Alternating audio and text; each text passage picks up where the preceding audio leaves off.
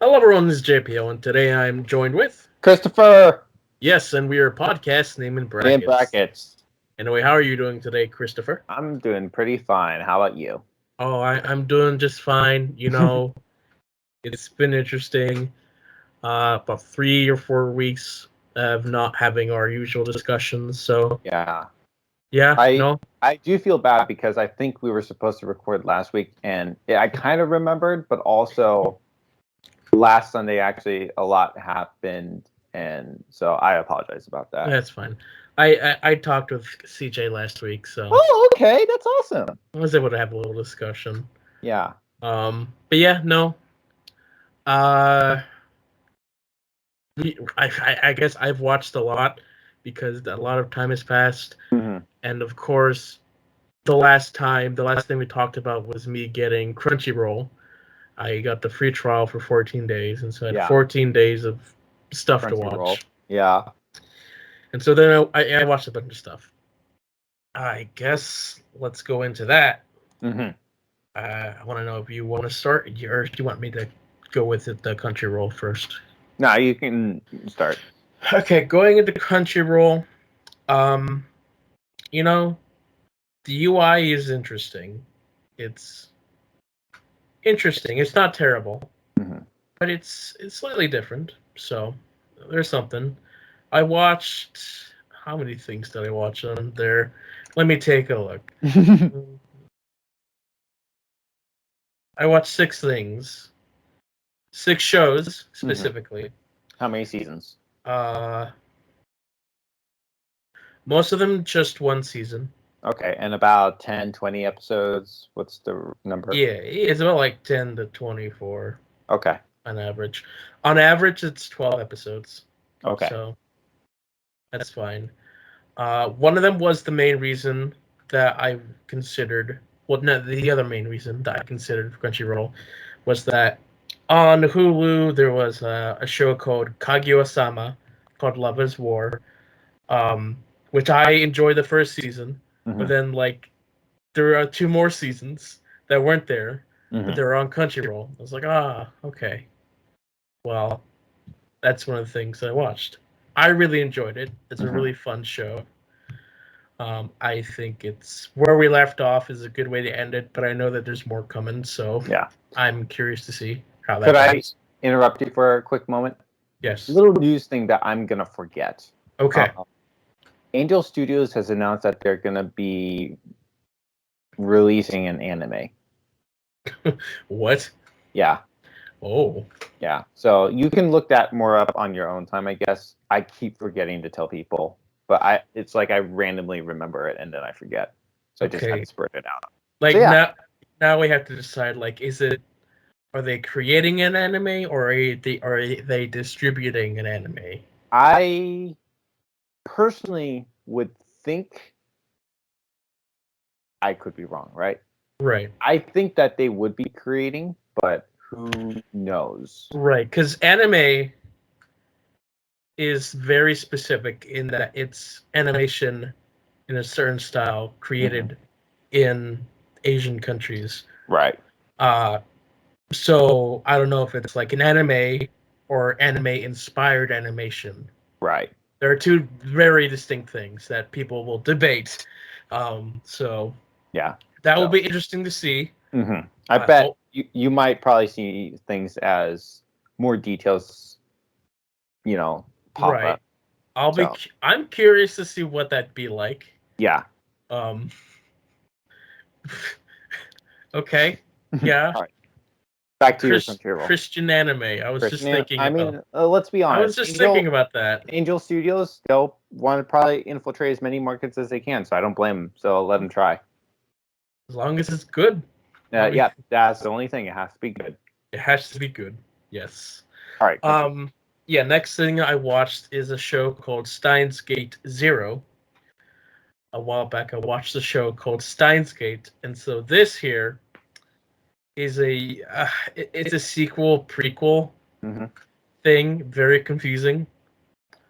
But very solid. It's time travel using this concept from the early 2000s where this guy posted on message boards saying, it's like, I'm a time traveler from the future. This is how I did it. So they took that specific concept of what that time, quote unquote, time traveler wrote and made like a show out of it. Interesting. It's fine. The next, I watched a show called Nikiju, My Ordinary Life, which is a comedy that I've heard so much about. People love it. I think it's fine. You know. Random question. Yes. You've answered this before. I forget. Are you a dub guy or subtitles guy? I'm a dub guy because I like hearing English voice acting, and reading all the time is not my favorite hobby. So, yeah. Like, whenever I do subs, it's mainly for live action stuff. Right, yeah. I feel With like animation, you can get away with it with animation more. I can get away with animation more because I'm used to watching cartoons and English stuff. And plus, like, in recent years, we have a lot of good English dubs that have come out. Some of them even rival the sub version, so, I don't really care about the debate. I just watch what I watch. Yeah. And so then I watched a show called Konosuba, An Explosion in This Wonderful World, which is a prequel series to another show called Konosuba, which is, like, surprising. It's a prequel on, like, the best character of that show, but I'm also like, yeah, that's cool, but, like, the original show is not even done yet, so I guess this is their way of, like, trying to greenlight the rest of the show. And then I got to the main event on why I would want to get Crunchyroll. RWBY Volume 9. So, I first started by trying to rewatch the show. That didn't work. So I watched the first 3 seasons volumes. Oh, you actually did? I did. Like, those were my favorite ones to always rewatch. Like, those are the good ones. During maybe the time before the creator passed away. It's the stuff afterwards. It was hard to watch, honestly. Because, like, I wasn't enjoying everything. I was, like, watching it and being disappointed. Because, let's be honest, Rooster Teeth is kind of a terrible company. There's so much controversy behind almost everything that they've done. Like, they're terrible to their employees. A lot of those figureheads that, people really enjoy turn out to be not so great people. Yeah. You have the creator of your show, one of your shows, passing away, and people leaving, and, like, friendships being ruined. And so I'm watching the first few seasons. I mean, like, I used to really love this, but, like, I don't know if I can anymore. Like, the joy of watching is taken away. Is, like, I know that what happens, like, it's not as good as anymore. The same people who worked on this, they don't work on it anymore, or some of them are not that great people. And then, I just skipped straight to Volume 9 because I was like, I don't know if I want to watch the other seasons that I don't really care about. Right. So I did Volume 9, and it's really, like, it's well animated. Like, there's some cool ideas, but it's really a waste of a season. It's filler. It really is filler. Because, like, the season 8 left from the cliffhanger, and this entire season is like, oh, it ended in a way where we had to deal with this thing that happened to our characters. And it's like, oh, like, they're trying to, I don't know. In the grand scheme of things, nothing really happened. Like, not the main plot is still the exact same as where we left off. And so what's even worse is that they're not even greenlit for season 10. And, like, at their little convention that they do every year, they're like, oh yeah, hashtag greenlight season 10. Like, yeah, if you do it, then Warner Brothers will, like, listen or something. They're a little too confident after the Snyder stuff, huh? I mean, yeah. they made so many mistakes. Like, one was having season 9 only be on Crunchyroll. Mm-hmm. I think they were betting on that, but it failed because nobody watched it on that. Mm-hmm. Most people pirated it. Or they're just waiting until it releases on their website a year later. That's the deal. No, even they're just so bad at even transferring the episodes to Crunchyroll, in that I'm watching through the episodes, but they in those episodes they have ads to their other shows that were like, coming soon. We have this video game made by this company. It was like, oh, that came out a while ago. Why is that still there? It made sense when it was on the main website, right, for the company, but like on Crunchyroll, it made no sense. right. And it's like, oh, really? You kept that there? Oh, it doesn't really work or fit. Yeah, that's just terrible. They don't even edit that out. They just like, here's the raw files, whatever. But there was also a RWBY anime that was made. That was like kind of redoing the story of season 1 for like the first 3 episodes, and then So they what? did. Sorry, what's the style of original RWBY? Anime inspired? It's anime inspired. Okay, gotcha. Like Okay. 3D anime. Gotcha. All right, continue. The RWBY anime itself, the Ice Queendom, that is the anime that they made, is 2D, which is cool to see. You know, our characters done in 2D, but like the story ain't so great. The animation is okay. Sometimes it's bad, but like it's weird because like they spend so much time like redoing the first season, condensing it down, and that's your first few episodes. And when they actually get to the original idea, it doesn't mesh well. But there you go. That was the main thing I watched on Crunchyroll. But there was a couple films that I On also Crunchyroll? watched. On Crunchyroll. Hey, give me a second to drink. You can say something, please. I'm saying something. Okay. I don't know. I am put on the spot. I didn't watch a lot of things, but I can get to that later after John is done talking. Yeah. But I do have a question for when you're done drinking your drink. Okay. Would you get Crunchyroll again, even if it's just for a month? I would. Okay. I definitely would. You know, there's probably more shows I can find. I really just went through the main list of things that I would want to see this time. So, like, I definitely would.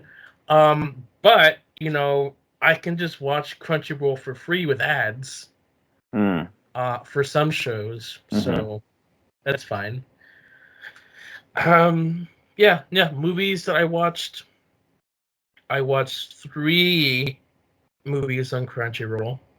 One was a movie called Shin Godzilla, which is a live action film, which I thought was really weird. That's interesting.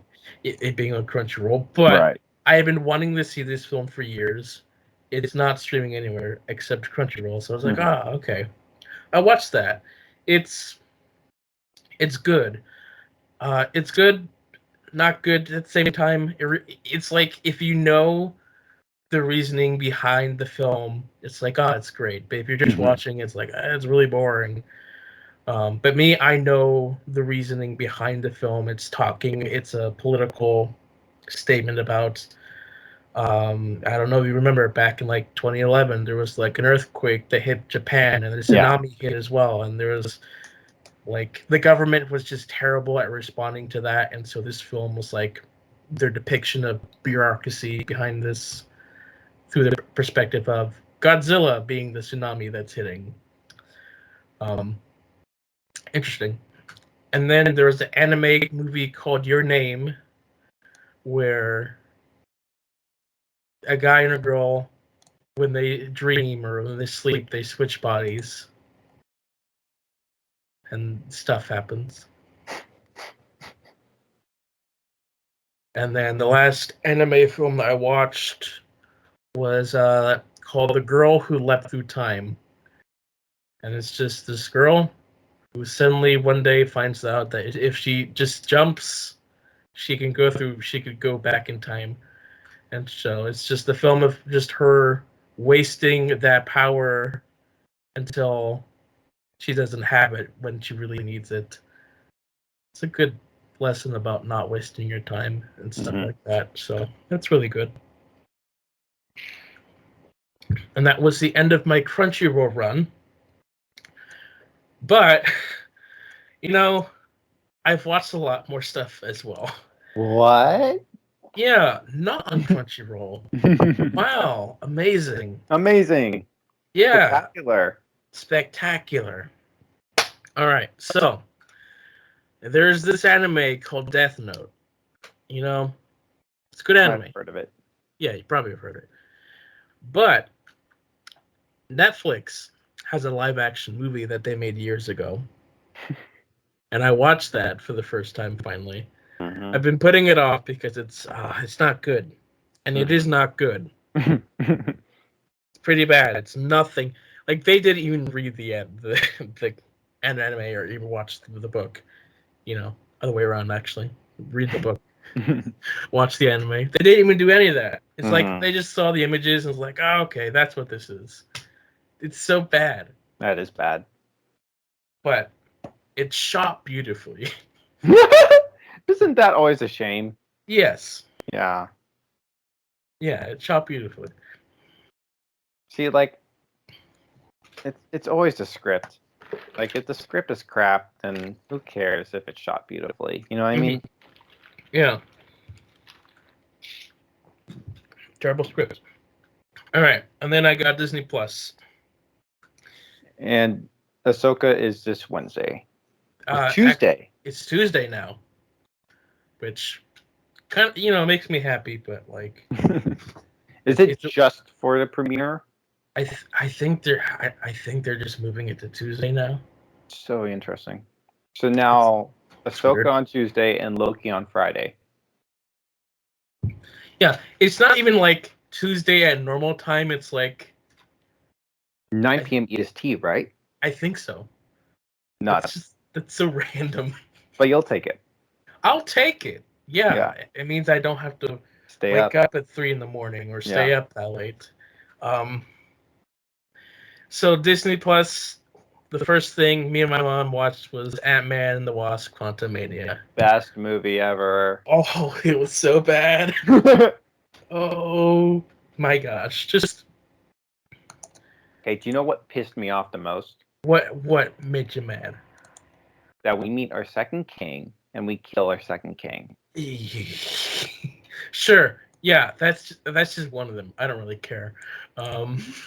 Well, like at the end of the movie, I felt like, okay, this movie didn't matter. True. Yeah.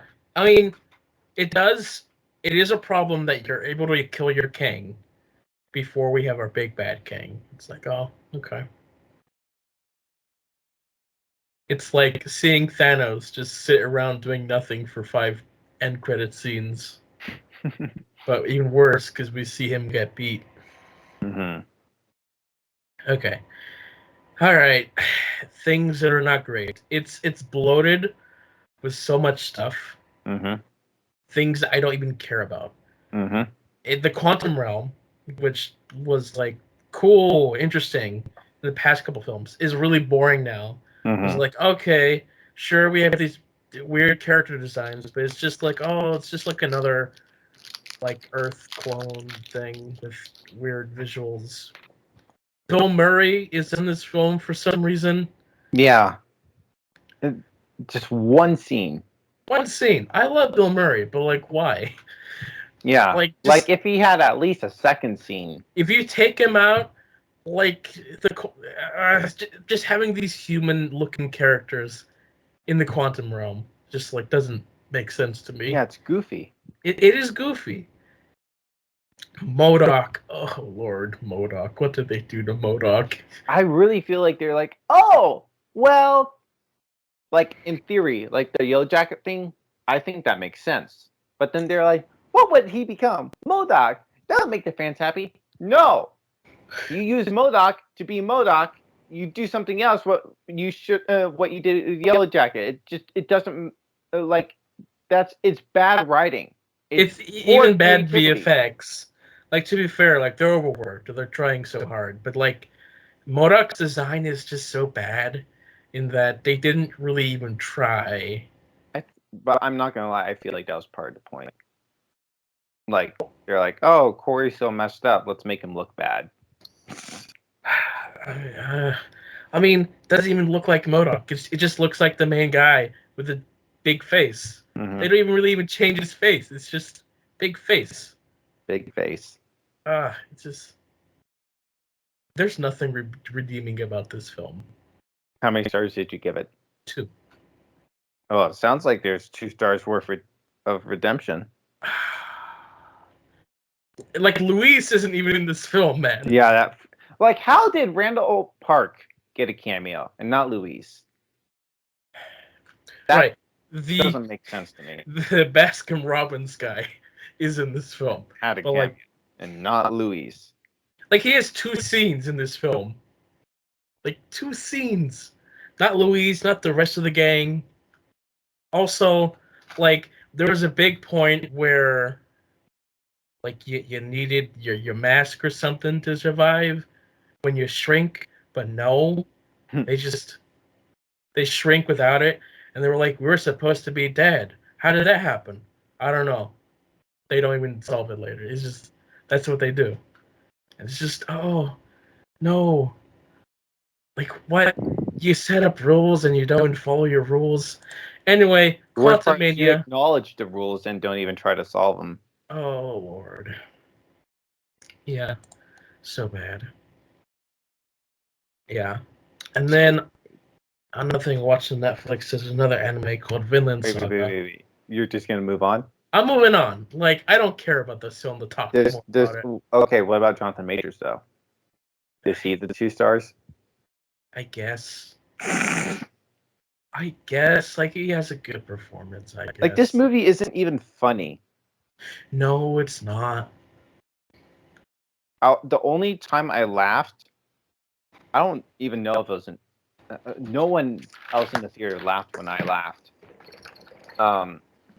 When Hope sees Scott dying, and Hope didn't know that was Scott the whole time, or I don't think even saw him, you know what I mean? And so, like, her shock of, like, what happened to Scott, that got me. I thought that made me laugh. I was laughing about that. But no one else laughed, and I didn't laugh at anything else in the movie. Mm-hmm. Yeah, it's like, this movie could have happened to anybody. You put in any random few characters, and it quote works. It didn't have to be Ant-Man. Could have been Captain America for all we knew. You know what I mean? Right. Yeah. And then also, I don't like Cassie. No. Yeah. No. Like, I wanted to try to give the new actress a chance. And it's not even her as an actress. It's just her lines are bad. Yeah. Like, once you give her good lines, maybe I can try to evaluate her as an actress. But her lines are so bad, I can't take it. I can't take her character seriously. Yeah. Anyways, I'm done. Go on. Yeah. Well, Vinland Saga. It was an anime. I watched this anime a couple years ago. They came out with a season 2 recently. That's what I watched. Okay. It's a Viking anime. Season 1, lots of battles and such. Season 2, surprisingly, just goes a complete 180. Goes in a different direction. And it's like more of a redemptive story. Which is like, oh, really? Guess that's interesting. It's still as compelling. Mm-hmm. And it's like, I don't know how they're going to continue, because like they kind of resolved a lot of things. So we'll see in like 5 years when the next season comes out.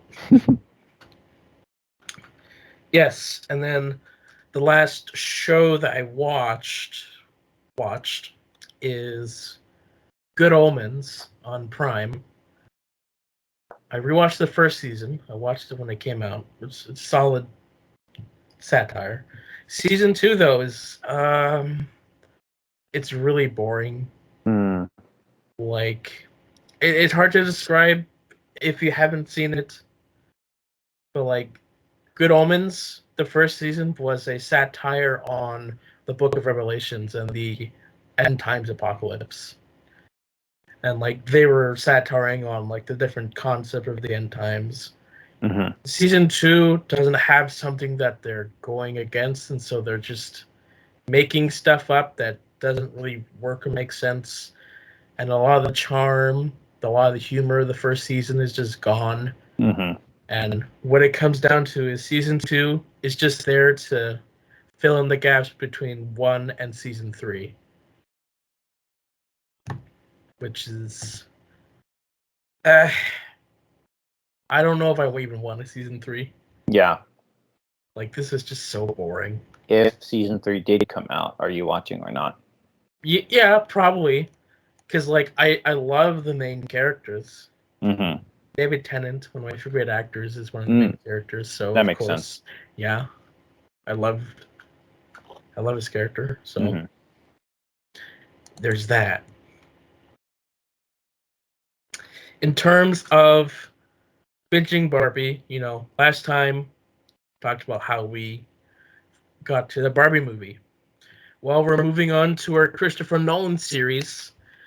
And we've done Tenet, Dunkirk, and Interstellar.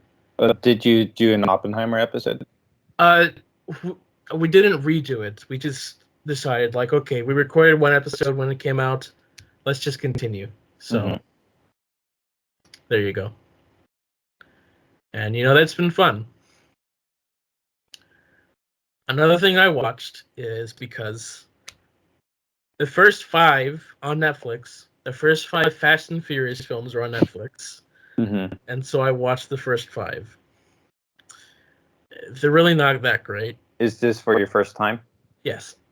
Oh my gosh. Yeah, they're not that great. Like, they're really just popcorn flips. Right. Like, if you like fast cars and pretty girls, this is your thing. Right. But, like... And I don't like either. The story is just meh. It's dumb. Which is crazy to think about because some people still like the first few. You know what I mean? I mean, like, there are some fun qualities in the first few. Interesting ideas, but, like... Yeah, not my thing. So if 6 through 10 hit Netflix, are you watching? Yes, but a friend of mine has the rest, so I have access to the rest. Nice. When I feel like it. Nice. We'll see when that is. Plus, 10 will be coming out on Peacock soon, so... True. But then also... Like, I've noticed, like, all those Universal movies, they spend, like, a few months on Peacock, then they head to Netflix. So who knows? We'll find out when we find out. We'll find out when we find out. And then the last... the last thing that I watched was the Expendable films. I rewatched them. I've seen them before. I don't think I've heard of them until you put them on Letterboxd. Yeah, they're like an homage to like 80s and 90s action films, which are, Sylvester Stallone, Arnold Schwarzenegger, big muscular guys shooting machine guns, all gun-ho. And like they're fun if you really liked that era. Like, most people describe these films as dad films. It's really for the dads that grew up with those films. Yeah. Like, there's like dad jokes, like references from the other films. It's fun, Mm-hmm. but like it's not peak cinema. I'll tell you that. Okay. I'll tell you that. They're coming out with a fourth one. They are. Yeah, Okay. which I'm not really excited for. Right. It'll be one of those like maybe on Netflix you'll watch it one day kind of movie. True. Yes. That makes sense. It's Expendables 4, The New Bloods. So it's all about a younger team being trained by our old guys, which is like kind of already the plot of the third film. So to me, it's just the same. Plus, like the cast that so far we've seen for the fourth film from the trailer that I saw is just like not that interesting to me. But it's been like almost 10 years since the last film came out, and it's like, they're already kind of looking old, and by the third film, so yeah, those are all the movies and shows that I've watched. That's a lot of movies and shows that you've watched. Yes. Yes. So what I'm currently trying to watch through is finishing the final season of Walking Dead. Mm-hmm. Finally got into that. Is that on Netflix? Right Yes. Now? Okay. Yes. It's been on Netflix for a while. Okay. I wasn't sure. It takes me a while to like get to watch it, but once I'm watching it, I just go through it pretty quickly. Yeah. So there's that. Is the last season decent? I mean, it's fine. Like at this point, I just don't care. I just want it to end. But I know that there's no ending. I mean, they'll do spin-offs, but at least the main thing is done. Yeah, but like the ending is just them teasing the spin-offs. Like there's no character. Yeah, there's no character conclusion. It's just like to be continued in these 5 different shows that we're doing. It's like, okay, that does suck. Yeah, no. That's like one of the reasons why I kept putting it off, because I know like there's really no ending. Mm-hmm. But you know, just to get it those few points on Letterboxd, I'm just gonna finish it. Sorry, that makes sense. Serialized. And then the last big thing I did is me and Mom, we watched the first 3 episodes of Secret Invasion. And that first episode is really bad. Like, it's really hard to follow. Mm-hmm. It's really boring. Mm-hmm. Like, it takes Nick Fury and just makes him an old man. I was like, oh, I don't really care about this. Which is a shame, because like the opening scene is actually pretty good. The rest of it's just like, oh, okay. And then episodes 2 and 3 are just fine. And then they kill Mariah Hill.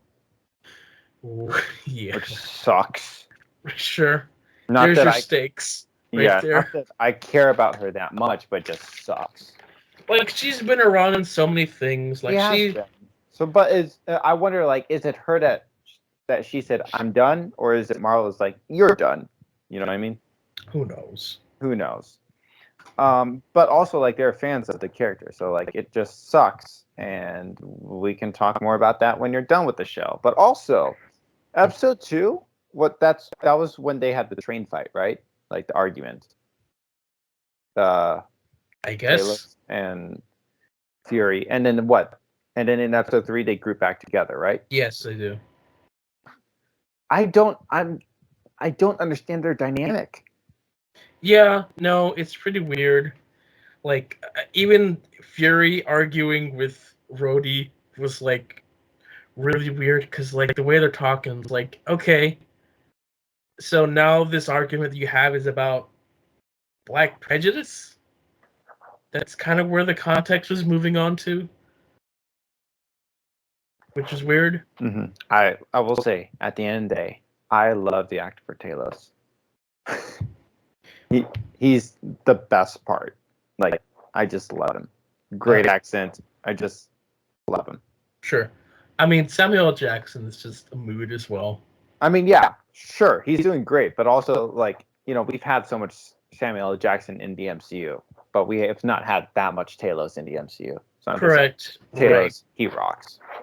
Yeah. So like I'm not really loving like what Mhm. they're doing with Fury here. Because like they're taking this character who should be this really cool spy figure and just like he's kinda nothing. Mhm. Like he didn't even do half his spy work. It was just Talos and the other guys. Yeah, that reveal.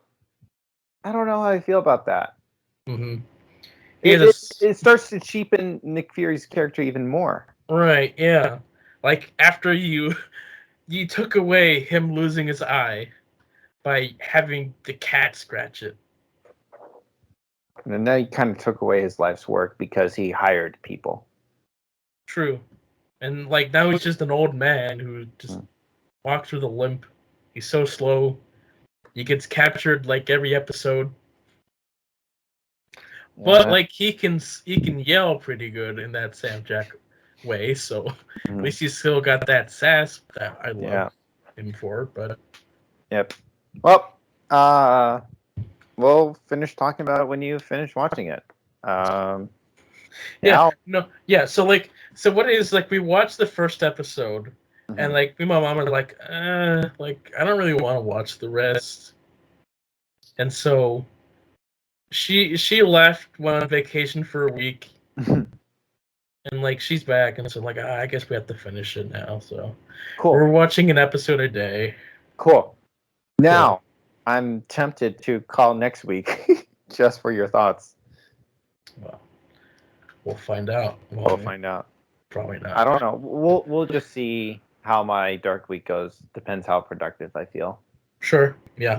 Yeah. Yep. But yeah, exciting stuff was like coming up. We have Ahsoka. Wait. My turn.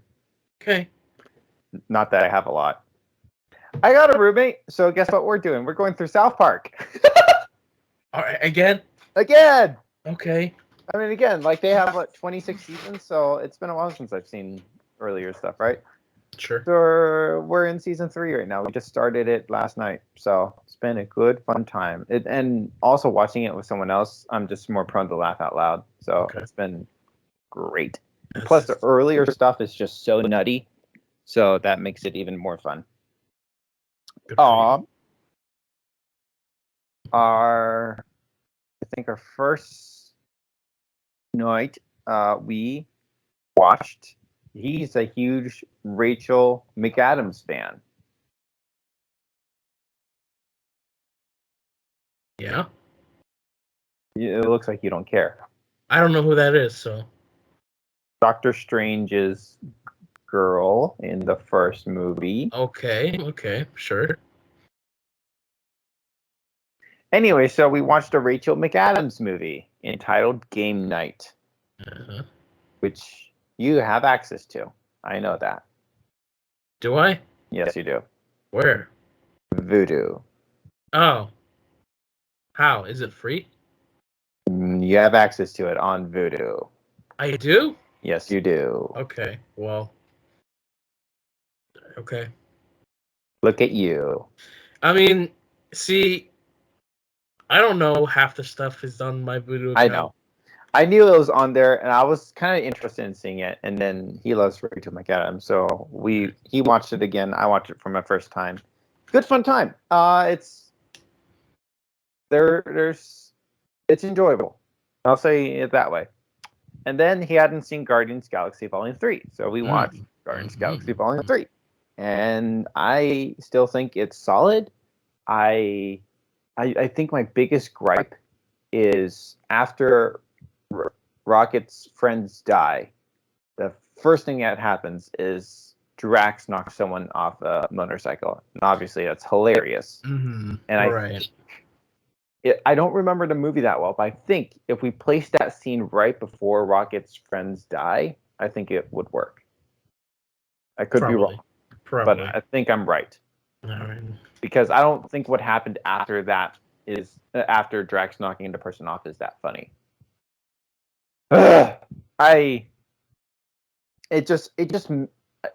It bugs me because that scene is so emotional. You feel it, and then you're forced to laugh after it. I hate it. It's Right. Yeah. so jarring. But I still have. I don't know where I had it before, but I have it 4 out of 5 stars. It's solid, not perfect, but it's solid. I think again, just the way that they're able to make you emotional over a freaking stupid raccoon is incredible. So, Okay. and then we watched a movie that he saw most of before called "We're the Millers," Uh-huh. a 2013 comedy, and I think it's okay. I didn't love it. A few funny parts, of course, because it's a comedy, but I was not in love with the movie. I like Game Night much more. And we haven't watched a movie since the 7th, so it's been almost 2 weeks. Because we've been mostly kind of just watching South Park, but also like coming home from work. Like I'm not always in the mood to watch something serious or something, but there's a handful of movies we want to see, a handful of movies he wants to introduce me to, a handful of movies I want to introduce him to. Tomorrow I need to get tickets. Tomorrow we're playing See Sound of Freedom though, because Oh, okay. just want to give it a shot. You know what I mean? That's still in theaters? Yes, it's still doing pretty well in theaters. Okay. Yeah, obviously, like more movies have released, so it's losing screens, but it's still doing well enough where it's still sticking around. Like it's made more than 150 million. That's insane for what Jesus Revolution was like 50 million. Mm-hmm. So it's doing pretty insanely solid numbers. So, yeah, I think we're gonna try to watch a few movies during my dark week. Okay. You watched something else.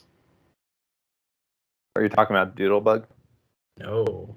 No. What did I watch? You watched the Snyder Cut. Did we not talk about that? No, you watched it like right after we finished Oh my recording. god. Okay, just a moment. Let me pull up the diary. Dang. I've been very curious. My bad. Okay, Snyder Cut.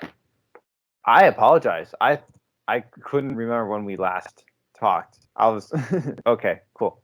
Thank you. Did I talk about following? I think so, yes. Okay. Cool. Perfect. Snyder Cut. I watched the black and white version, and let me just comment on that for a moment. I've seen some screenshots or little bits of the color version since seeing the Snyder Cut, and the colors just seem really strong and overwhelming. Especially after seeing the black and white version. You know what I mean? Right. And I think you can kind of tell with the black and white where like the colors are very, despite it being black and white, they're very strong and saturated. You know what I mean? Yeah. So there, of course, there's a few scenes that didn't translate perfectly. I still think of the modern movies I've seen, the best movie I've seen in black and white is Logan.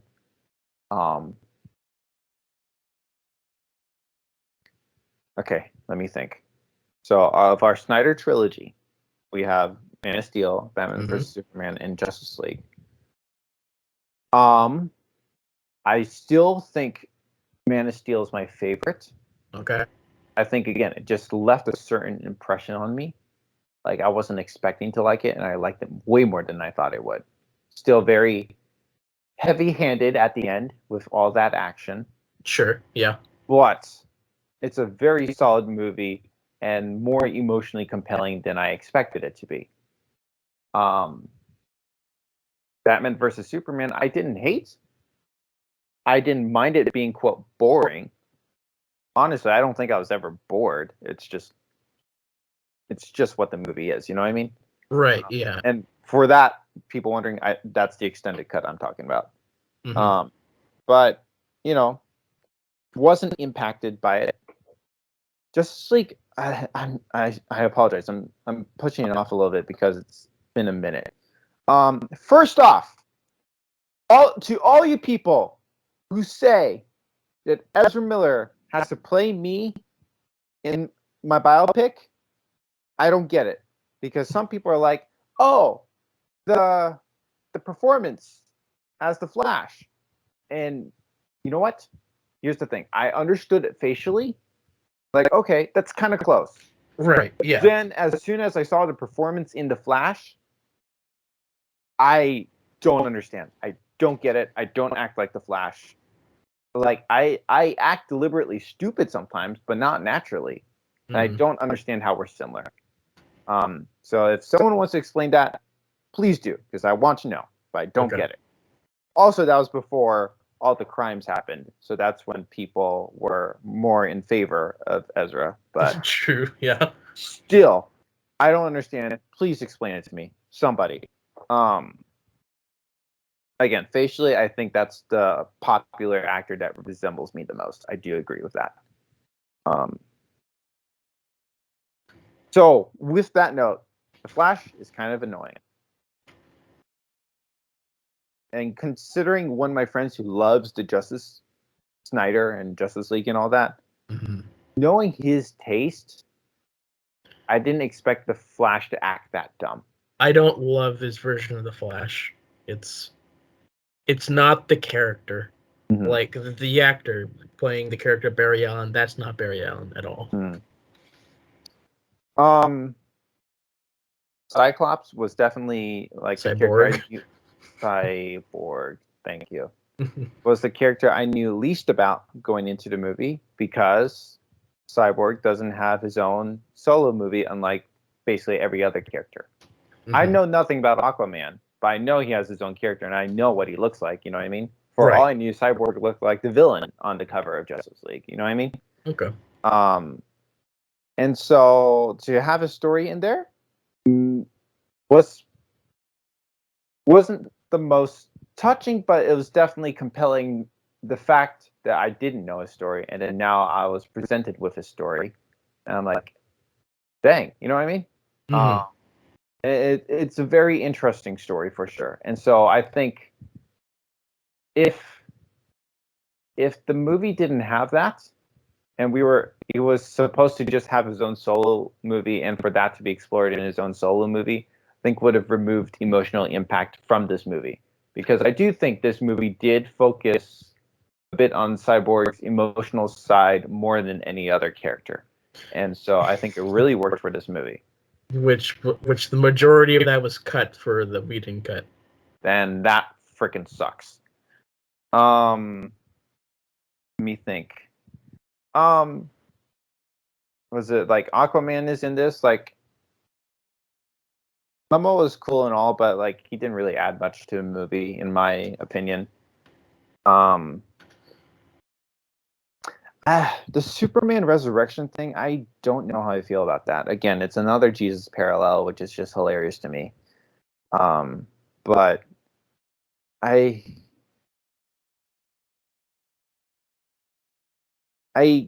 guess I wish he never died, and they didn't have to go through all that trouble trying to resurrect him. Right. Yeah. And I like it just is too much filler for the movie. Sorry, you go say what you were gonna say. Right. Yeah. Like I do prefer the way it's done in the original comic story, where he doesn't die. He just the term that fans call is like he's put into a healing coma, where he looks like he's dead, but keeps absorbing the radiation, and it takes him time to heal again. Yeah, that sounds a lot better. Like, they went into so much trouble. First off, Superman's dead, so they act like he's dead for a bit. And then they come up with the bright idea to resurrect him. And then they go through all the trouble to resurrect him. And then he's finally resurrected. And then finally they can get onto the main story of the movie. It just took up too much time. I don't know how long it took, but you could have cut out at least 30 minutes, if not an hour, of that story for this movie. And again, 4 hours didn't bother me. I watched it. I watched the first part, but I was really tired. So I went to bed, and then I continued watching. And by the time we got to like part 5 or 6, I took a little break. Like, I don't know how long it took. It could have been 10 minutes, could have been 30, could have been an hour. Don't remember. Regardless, took a break and then went back to it. I think that is, again, a cool thing that this movie is split into parts. so that you can watch it like a TV show if you so want to. I think that's really cool. I would be so okay if more movies did that. Sorry. Anyways, yeah, no, it just. And then I think Superman was resurrected too well. I know he had the little moment when he was killing or trying to kill the Justice League, and then Amy Adams appears, and then everything's okay. And that's I hate that trope. It's just the trope's annoying, and I wish either he was more messed up in that either Amy Adams couldn't fully heal him and he's still like janky in the rest of the movie, or that there was some conflict with Amy Adams trying to, convince him or something. It's too common of a trope for him to just be okay after seeing your loved one. Like, it's so overused. I feel like I want to sneeze. It's so overused that you want to sneeze. Yes. And sneezing is overused as well. Right. Anyways, but underutilized in movies. Why would you utilize it? I don't know. Anyways, I think it was interesting seeing where Wonder Woman came from, even though that part wasn't really, even though she didn't interact with them, and I know she has her own movie as it relates to that. Right. But I still might watch the Wonder Woman movie at some point. But I'm in no rush to. I was pretty content with what they presented in the movie. Mm-hmm. Obviously, they hinted about her lover dying, or to some degree. Lover? Someone right. close to her that yeah, passed away. Okay. So now I kind of have that spoiled for me for the movie, but I don't care enough. I'll just watch it one day, kind of thing. I mean, I care enough where I'm like, dang it. But then again, I just wanted to get Justice League over with. So. Like, even if he didn't die, like, she's how many years old since World War One? I mean, I don't know her background that well. Well, she's old. She's old. Oh, there was a tweet that went viral about like the overuse of the Wonder Woman theme needs to be studied. And you know what? I kind of hate you for that a little bit, because you had me listen to her theme, and then now I hear it all the freaking time, and it freaking annoys me because it's so overused. Like, in the film or just in general? Like, whether it's Batman vs Superman or this, it just her theme is just annoying to me at this part, at this time, because it's just overused enough, and it's too distinct from the score. You know what I mean? Like, the rest of the score, like, I don't notice, and then the Wonder Woman thing kicks in, like, oh, we have music. Like, it's just so drastically different from the rest of the score. Every character in the film has a theme, but Wonder Woman is the one that stands out the most. Yeah, and it stands out a little too much.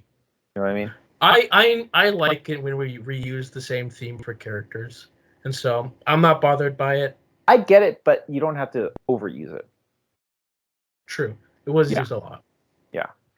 But yeah, I do think like that is one issue with the MCU. There's a very strong lack of themes, and then sometimes a theme is written and a different composer comes in and writes a completely new theme, doesn't respect the old themes. So, yeah, I do think themes are cool. I mean, they battled at the end, and it's fine. It's just action to me. Right. You know what I mean? Yeah. It didn't feel, to some degree, it didn't feel as massive as like the New York thing in Man of Steel. I think with New York, it wasn't even New York. It was Metropolis, but it just looks like New York. So I'm just going to say New York. With New York, you almost have that personal connection because there's so many people being affected. All these buildings being torn down. So many people died from that. While in Justice League, it's in the middle of nowhere. And so no one's in danger, which is awesome.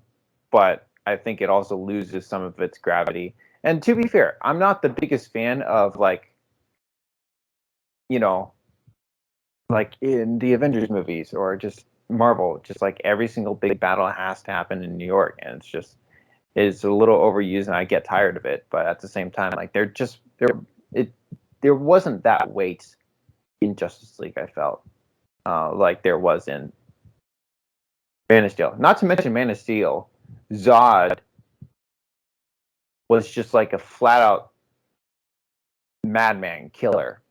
Sure. And yeah. there isn't that motivation with the villains in Justice League because obviously it's meant to set it up, right? It's supposed to set up a full trilogy. Yeah, a very interesting trilogy. Yeah, and I guess, are you reflecting on the news that was recently released?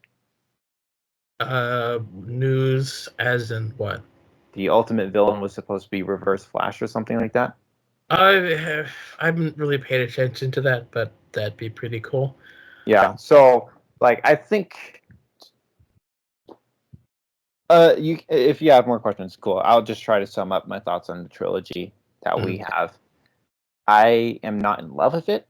I have a lot of respect for it, and especially in contrast of Marvel, I think it's cool that there is something different, especially with DC right now. That not that I've seen a lot of it, I haven't basically seen any of it, but is too similar to Marvel, for all I know. Yeah. And so it would, and at the end of the day, like, it's just nice to see something that was started to be finished. And it really, really sucks that they spent so much time and so much money to go this far and stop. And I kind of sympathize with the Snyder fans a little bit of wanting it to be restored, but unfortunately, this is our present day. Yeah, like the fact that we even got the Snyder Cut is like a win. Yeah. Like, I'm just glad that we got this. Mm-hmm. So yeah, it sucks that there isn't going to be more. It sucks that it's not going to be finished, but it is what it is, and you just have to move on. And if you don't like what DC's doing, then you don't have to keep watching. True. And obviously people are not watching, as Blue Beetle. Oh. 20. Well, I'll say this: Blue Beetle was supposed to be a Max movie, so at least they're trying to get some money back by putting it in theaters, and I am in support of that. And Blue Beetle's not a popular character, and I get it. But then let's go. The Flash barely making any money, and that's hilarious, honestly. I feel bad for Blue Beetle because I want it to succeed, but like, I'm curious how its second week is going to go. Like, obviously, it's not going to make more than 25 million in comparison to its first week, but I'm hoping that enough people liked it, enough people say, go watch it. I liked it. You might like it too. I hope it has legs like Elemental. Right. I hear that it doesn't have any really good antagonists, so that's a thing. But my friend who loves DC and has been really critical of DC lately, yeah, he only gave Blue Beetle 3 stars, but he's like, you can tell that the people making this actually loved what they were making and were passionate about it, and like it's solid. And so, to those who see it, I hope they enjoy it, and I hope it does decently. But yeah, it's I think we'll see what will happen when James Gunn. Like, obviously, Superman and Batman is just going to do well just because they're popular. But is DC popular? And we're looking at the box office right now. It doesn't really look to be.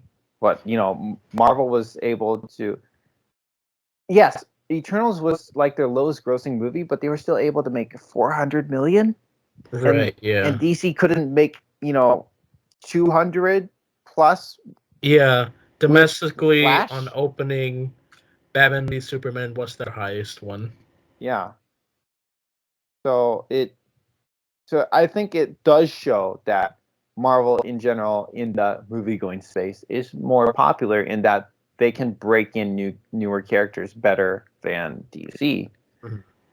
But also, I do wonder, like, if Snyder was still in charge, would DC still be doing commercially well?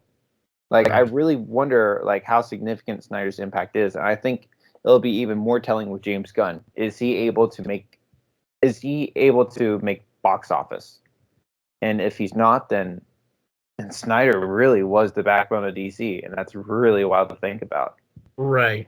Like, Snyder's scripts aren't the best, but he knows how to, like, do things for fans. Mm-hmm. Like, visually, oh, it's cool. Like, I Yes. like the way things look. As a fan of those characters, I just love a lot of the way they're represented, except for the Flash. But it's a shame that it's just a shame. Mm-hmm. Speaking of a similar thing, David, or whatever, Ayer, is it David? David Ayer, I guess. Yeah. David Ayer has been talking a lot on social media about his Suicide Squad cut. I don't think it's gonna happen, but he's talking.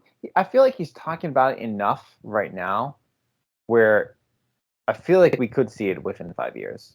I don't think like it's probably not any good, but I want to see more of those Joker scenes. Like, right. What the heck were they? Mm-hmm. Yeah, I think the main criticism I can give the Snyder Cut is the epilogue, in that what happens in the epilogue is really not really connected to the film, but that's really because Snyder knows, like, he's probably not going to make a sequel, so he's just going to jam whatever ideas he had left into the epilogue. I think it's really funny to think about the epilogue, especially like what? Like that last character who appears to Batman at the end.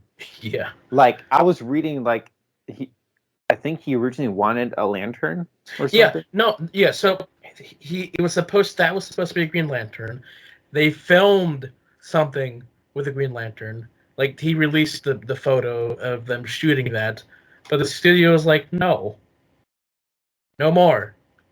And so they just put in Martian Manhunter in there, which it doesn't really work that well for me.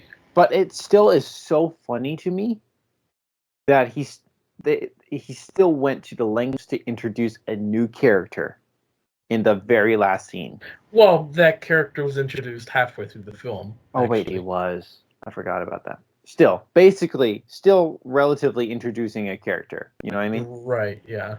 And be like, oh, if I was going to make another one, he'd be more utilized. It seems so petty to me, and it's hilarious to me. You know what I mean? Yeah, and then you have the nightmare sequence.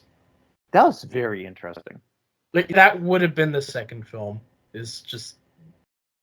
That's most of the second film is in the nightmare world. Really? I think. Actually, no. The second film would, like, end in. I think halfway through the second film, it would be Infinity War style, where things go bad.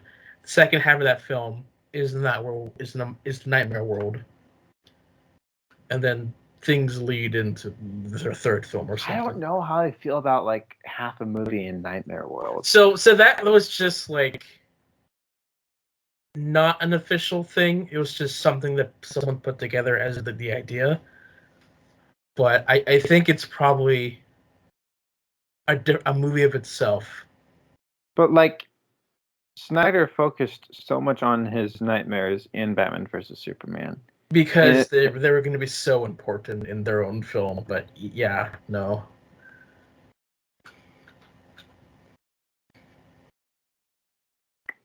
It's interesting. I'll say that much. It is interesting. Whether or not it's good, it's interesting. I still wish he could have been able to finish it, whether it be good or not. But whatever. This is the present, and we'll watch Rebel Moon when it hits Netflix, I guess. Yeah, sure. I'll watch it. I might watch it. I'm not, like, dying to watch it, but I might be curious enough to give it a shot. Right, yeah. It's Snyder's version of Star Wars. I mean, is it? Oh, speaking of Star Wars, Ant-Man. Did you feel any Star Wars in it? In Ant-Man? Yeah. Um, no. No, Why? I did. The whole rebellion against Kang thing. I mean, sure, I yeah, mean, but that's just the traveling on weird creatures, going to random places, battles.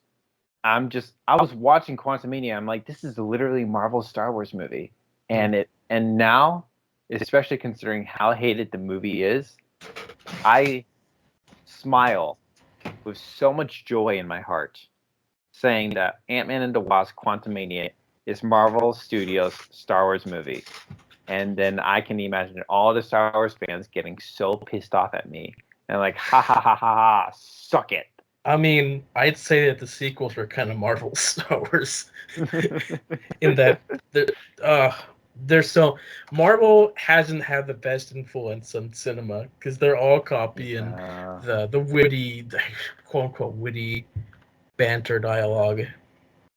really sucks. I hope general cinema can evolve past Marvel. Like, Oh, let Marvel be them. Do your own thing. cinema in general is in it's in a weird place. The strikes are still going on. Mhm. Um, like worse news is like coming into fruition in that like background actors, the AI replacing them. Some actors were saying it's like, oh yeah, no, they've already started doing that. I was scanned in for this one show, and they didn't call me back. It's crazy. Yeah, today I just sent you a video that came out today from some VFX artists Mhm. who I follow, and like they're talking about like, will this happen? And they're like, oh yeah, definitely, we're already doing it. It's like so close, and it's just it's scary, and so Mhm. I'll say this: a few things. One, glimmer of hope, because like glimmer of the hope. first 100 days of the writer's strike, there were no negotiations, and now they're actually talking. So To that's the better. writers or the actors? Writers, not the actors. Okay. So, which also personally, I'm surprised that they hit the writers first, not the actors. But that's good because the first 100 days there was nothing, no negotiations, nothing. Now they're actually talking. So nothing's officially happened yet. They're going back and forth right now, but at least they're talking. So that's one Right. piece of good news. And then also another piece of good news, especially as it relates to the actors. A federal judge has ruled that AI art cannot be copyrighted. So the studios, if they really want AI generated scripts, well, that means anybody could remake that movie. You know what I mean? And and let's be honest, the studios they probably won't like that. So Probably. Yeah. those are two pieces of hopeful news, but it still is a very scary time we're living in. Right. Yeah. No. It's interesting. Yeah. No. Elon Musk wanted to ban the whole ban thing. It's so lame. Why? It's just for him, it's not a big deal, right? But I someone said this, and it was exactly what I thought. There's going to be women who are going to leave Twitter because of stupid men that they can't block. You know what I mean? So, there's an update to that. So one of the developers behind, like working on Twitter, well X, like put out an official statement saying it's like, oh yeah, he's not allowed to do that according to like official guidelines. You're required to have a ban option, Mm-hmm. so he can't unban, can't do that. So We'll see what happens, though. we'll see what He's a happens. nutty guy, you know. He's a nutty guy. He's a Just nutty guy. X, It's so lame. just X. You threw away a decade's worth of branding for X. Make a new platform and call it X. Sure. Yeah. It's I still call it Twitter. sure. Here's the thing. Yeah. I will say this: if he renamed Twitter to the X, a little better. Why do I say that? Because if you just say X, you know what I mean? But if you say the X, there's nothing we call the X. Unless you're talking about your former ex-boy or girlfriend. Other than that, you never refer to anything as the X. It has a little better branding than just X, but it's still lame. He even took away the word tweet, and it's now just called post. So lame. Like retweeting. Like that was so unique to its own platform. You know what I mean? Repost. Hey, somehow we thought Max was bad. Somehow someone made it even worse. Oh, Disney's going Disney's just they're raising the price of Disney Plus and Hulu. Oh yeah, again. that too. I was talking about branding, but yeah, that too. That's nutty.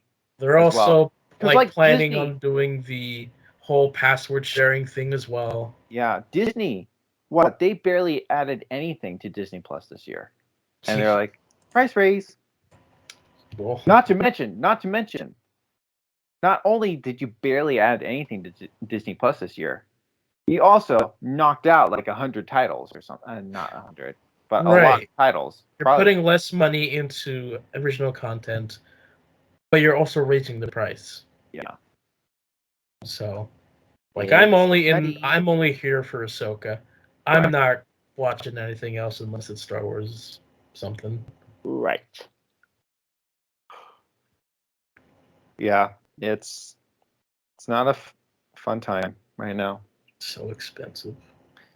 Oh, but kind of good news. But yeah, Prey is getting a physical release. I know. I saw that. I'm happy for that. We're getting a physical release. There's a hope, maybe. Who knows? I mean, because it's really double-handed. Because Disney just stopped releasing content, physical media to Australia. Right. I can't get a copy of Little Mermaid, a Korean copy, because only Japan gets the copies now. So it's really strange where it's like, okay, we got Prey, but what is Disney doing? Because there's some areas where you're, cost cutting, but then also we got Prey. Does that mean we're getting more exclusive to physical media or not? Right.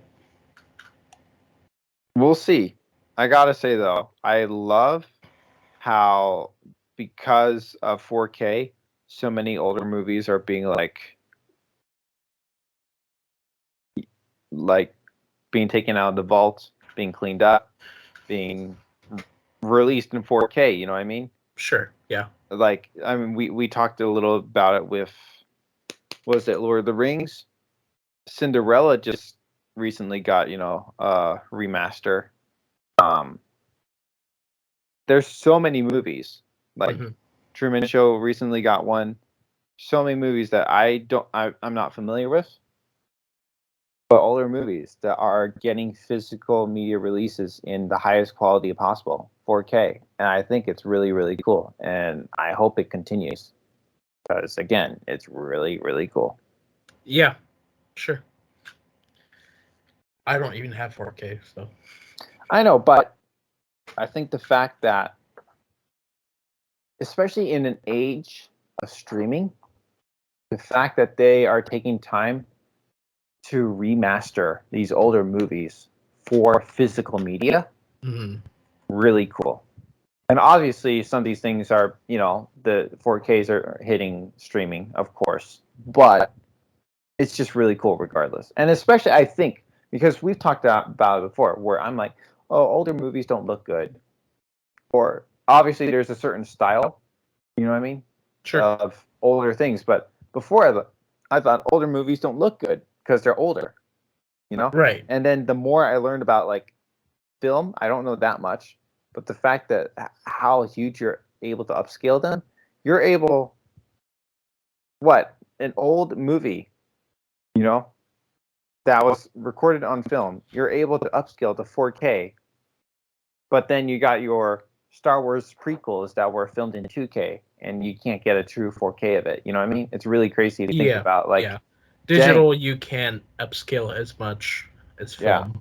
It's really crazy to think about like how massive film can be, that we're getting these old movies 50 years old and we're getting them at super high quality for the average consumer. That's really cool to think about. Yeah.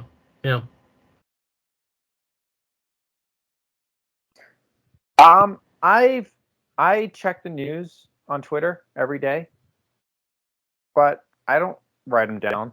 I don't keep track. Right. Yeah. So, and I don't care to scroll back. I will say, I actually remembered one piece of rumor that I thought was interesting. Do you want it? It relates to the MCU's future. Are you interested to talk about it or not? Yeah, go ahead. Okay, cool. Well, first off, let me set up a little background, or it's semi-unrelated, but it's interesting. I heard like a Nova special presentation was like being developed. I think like they settled on doing a special presentation. Good. But then they shelved it recently because they'll come back to it. But the thing is, Phase 4, they opened up so many, worm cans, just like so many open stories. And honestly, I think if we really think about it, some of these stories shouldn't have been opened right now because we have way too much going on while we're supposed to try to focus on this Kang stuff. Some of these stories should have been held off for later. I truly think that. So Eternals. I mean, again, we'll see how it factors into Captain America, but even the whole Captain America thing, I don't know how that factors into the multiverse. I don't know how Daredevil factors into the multiverse. The whole, Mayor Fisk thing that may happen. You know what I mean? And like, there's just like, yeah, it's cool we're getting Daredevil back. Yeah, it'll be cool to have another Captain America movie or whatever. But like, some of these things just don't seem that important right now in the grand scheme of things, specifically the multiverse. I understand like you want to wrap up a few stories, lingering after, the first saga. Was it Infinity Saga? But no, there's too much going on, and then they introduce too much, like Moon Knight, for example. Anyways, so there's just so much openness. So I think that's Nova was just a specific example. It seems like there were other things that they were exploring of introducing. They're like, we've introduced too much. We need to slow down or temporarily shelve some things in order to focus. Again, that's a rumor I've heard, and some of these rumors I'm hearing are from accounts that have got some things right. And again, there's an element where I take it with a grain of salt, but I also hold it with some weight. And especially with Nova not happening anytime soon, that's like, okay, that's something I somewhat feel comfortable like discussing. But also there's another element. There's logic behind some of what I'm saying, where it's like, okay, if they're recognizing they've opened up too much, it makes sense if they want to, try to slow it down. So I'm also like what I'm talking about, like these things seem logical. Anyways, here's the main thing. Well, no, there's a little preface to this main thing. I might have talked about it before, but I heard a rumor a handful of months ago about Kang Dynasty focusing our 616 heroes, and Secret Wars would focus on, like, I heard that they were hoping the leads would be Hugh Jackman and Tobey Maguire. Focus on that crop of people, which I think is really cool. I think that's definitely like a great way to end the saga. Yeah. There's rumors of them considering doing part 1 and part 2 of Secret Wars. That I don't know about that. Well, we'll see. I don't know about that either, but we'll see. But I think that's really cool, and I think it makes sense with all the holes that they're going with the current multiverse. Having No Way Home, having Deadpool 3, Like, I think it makes sense that it comes to a head in Secret Wars for, McGuire and Jackman to, potentially be leads or, at least focus on those crop of characters. I think that does make sense. Anyways, the new rumor that was mentioned recently, and again, we're still a handful of years out. Things can radically change. But I think it's interesting to think about because it kind of makes a little bit of sense. It's also a little discouraging if we think about it in a certain way. That they're thinking about maybe doing something similar to what The Flash did. Kind of soft rebooting the MCU. No. No, as in you don't like it. Oh, I wouldn't want them to do that. I just get an ending. The thing is, here's the thing. After Secret Wars, again, dates have shifted, but they scheduled out 4 more movies after Secret Wars. Mm-hmm. So they're not going to stop. Like, after Secret Wars, the last thing I could probably think of them that they could do is the Sentinel. Well, like a mutant saga, I would expect to be the next saga. What's the giant beings that we have? The Celestials. Sorry. True. Yes. Okay, but there's the rumor. I don't know how accurate this is. Again, just a rumor, but that it's going to play into the Fantastic Four movie, and I don't know about that. I mean, so far, Secret Invasion's kind of ruining Fantastic Four for me. How so? So the Super Scroll. Oh, that specifically is Fantastic Four thing. I get what you're saying, and that's very disappointing. Oh my gosh, there's something about that one to talk about so much, but I'll wait till next time. Yeah. I think what we're seeing right now with DC.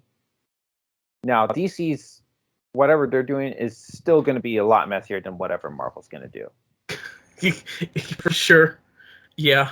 But there's enough confusion going on right now that I don't know how that would work for the MCU. You know what I mean?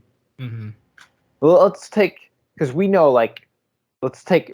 Marvel, for example. We know her actress is going to stay. The actress hasn't signed on for any other acting jobs right now. She loves Marvel. She loves playing the character. She's going to stick around for as long as she can. You know what I mean? Of course. We know that. So, she's going to cross over. But then, are we going to get a new Iron Man? We know Robert Downey Jr. is not going to come back post Secret Wars. You know? Yeah. So, I think it would be interesting where it's okay, since Infinity War, they spent so much time with, Iron Man and Captain America, that would kind of make sense to want to reboot and to make them canon again. You know what I mean? Yeah. And then maybe go down a more a different route of having replacements in the future than what they did for the MCU. I don't know. It's interesting, but also I feel like there's a little bit that makes me think the MCU has gotten so messy as is that a soft reboot doesn't sound too bad. I don't know. I think what really strikes me as interesting is the fact that 3 years ago we were still in a happy phase with Marvel. True. And 3 years have passed. I wasn't so much, but still. 3 years ago was basically when WandaVision was starting. You know what I mean? Basically, post. Not as, from a general audience perspective, not as much now. Right. And so it's really interesting, how just I do believe at the end of the day, Disney Plus is what killed Marvel. It's with these shows. Secret Invasion is our best recent example. I mean, Disney in general is in trouble.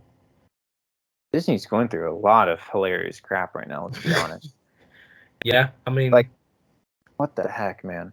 it's estimated to be sold like within the next couple years, which is, Do you believe it? you know, it'd be interesting if it did happen. So like if Apple did buy Disney, what are your thoughts? Uh, Initial thoughts would be concern with like what would Apple do with the IP and such, like what would happen. So it's really going to see like what will happen. Mm-hmm. Are they going to cancel everything? Are they going to just ruin things? Like what's going to happen like that? I don't know. But, you know, Disney just hasn't had a great track record recently, so. I'll say this.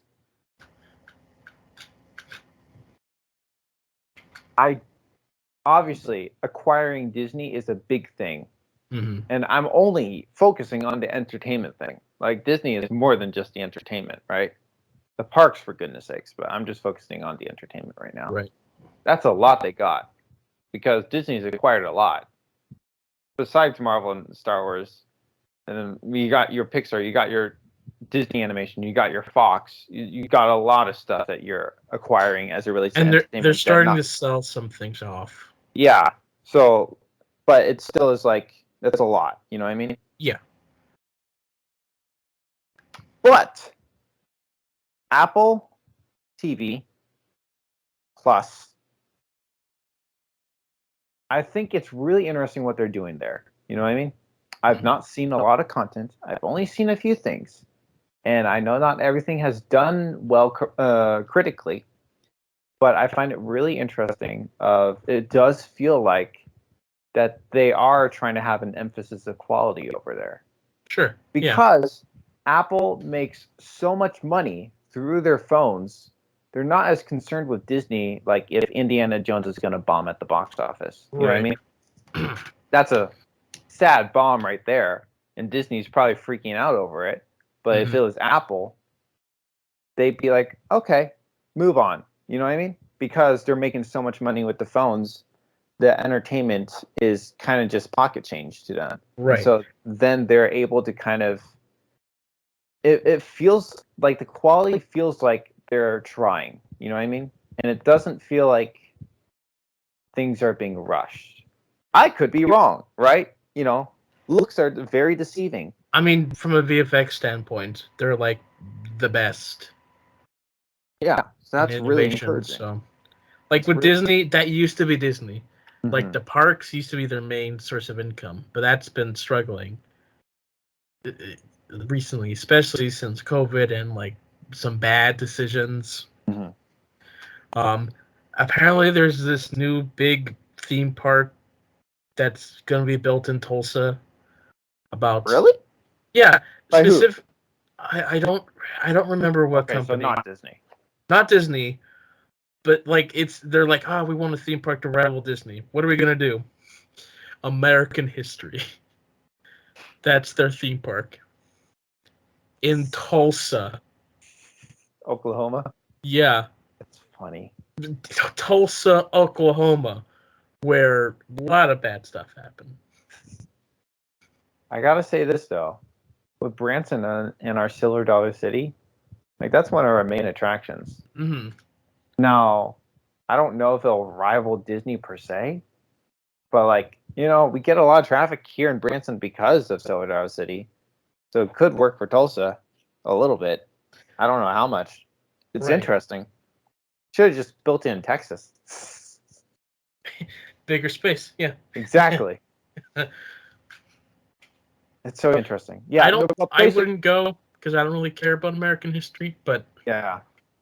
I think sorry, just to go back to my point about Apple. It feels like they're taking time. So there's a little bit of hope that if Apple does acquire Disney Entertainment, that they could fix things up or like not rush things. You know, I could be very much wrong, but I think especially Like if they're gonna maintain on the Disney, Star Wars and Marvel IPs, they've been way too careless with them lately. Like there needs to be, it just needs to be better. Right. Yeah. I mean, Warner Brothers is about to make their biggest mistake because of the success of Barbie. Yeah. They've now The Mattel Cinematic Universe. They've now greenlit every Mattel toy line to be filmed. I will say not all those movies are Universal. Sorry, Warner Brothers though. Right, but like it's still ridiculous. It's still ridiculous. Warner Brothers, I think they're gonna try and force a Barbie sequel, even though I think nobody involved in that film wants to do a sequel. Mm-hmm. Bro, Warner Brothers, they're on another level of stupidity, man. Yep. Man, I don't get it. They really, I think, especially as I'm watching this year unfold, the more I feel bad for DC being in the hands of Warner Brothers. Because if DC wasn't in the hands of Warner Brothers, we might actually have had our Snyder trilogy. You know what I mean? It's a shame because DC has always been with Warner Brothers for the most part. That's really interesting to think about. Dang. So basically, in this past decade, Warner Brothers has been screwing up with DC. Right, like ever since their recent acquisition with AT&T. So it's AT&T that really screwed things up. Yeah, big time. That sucks, man.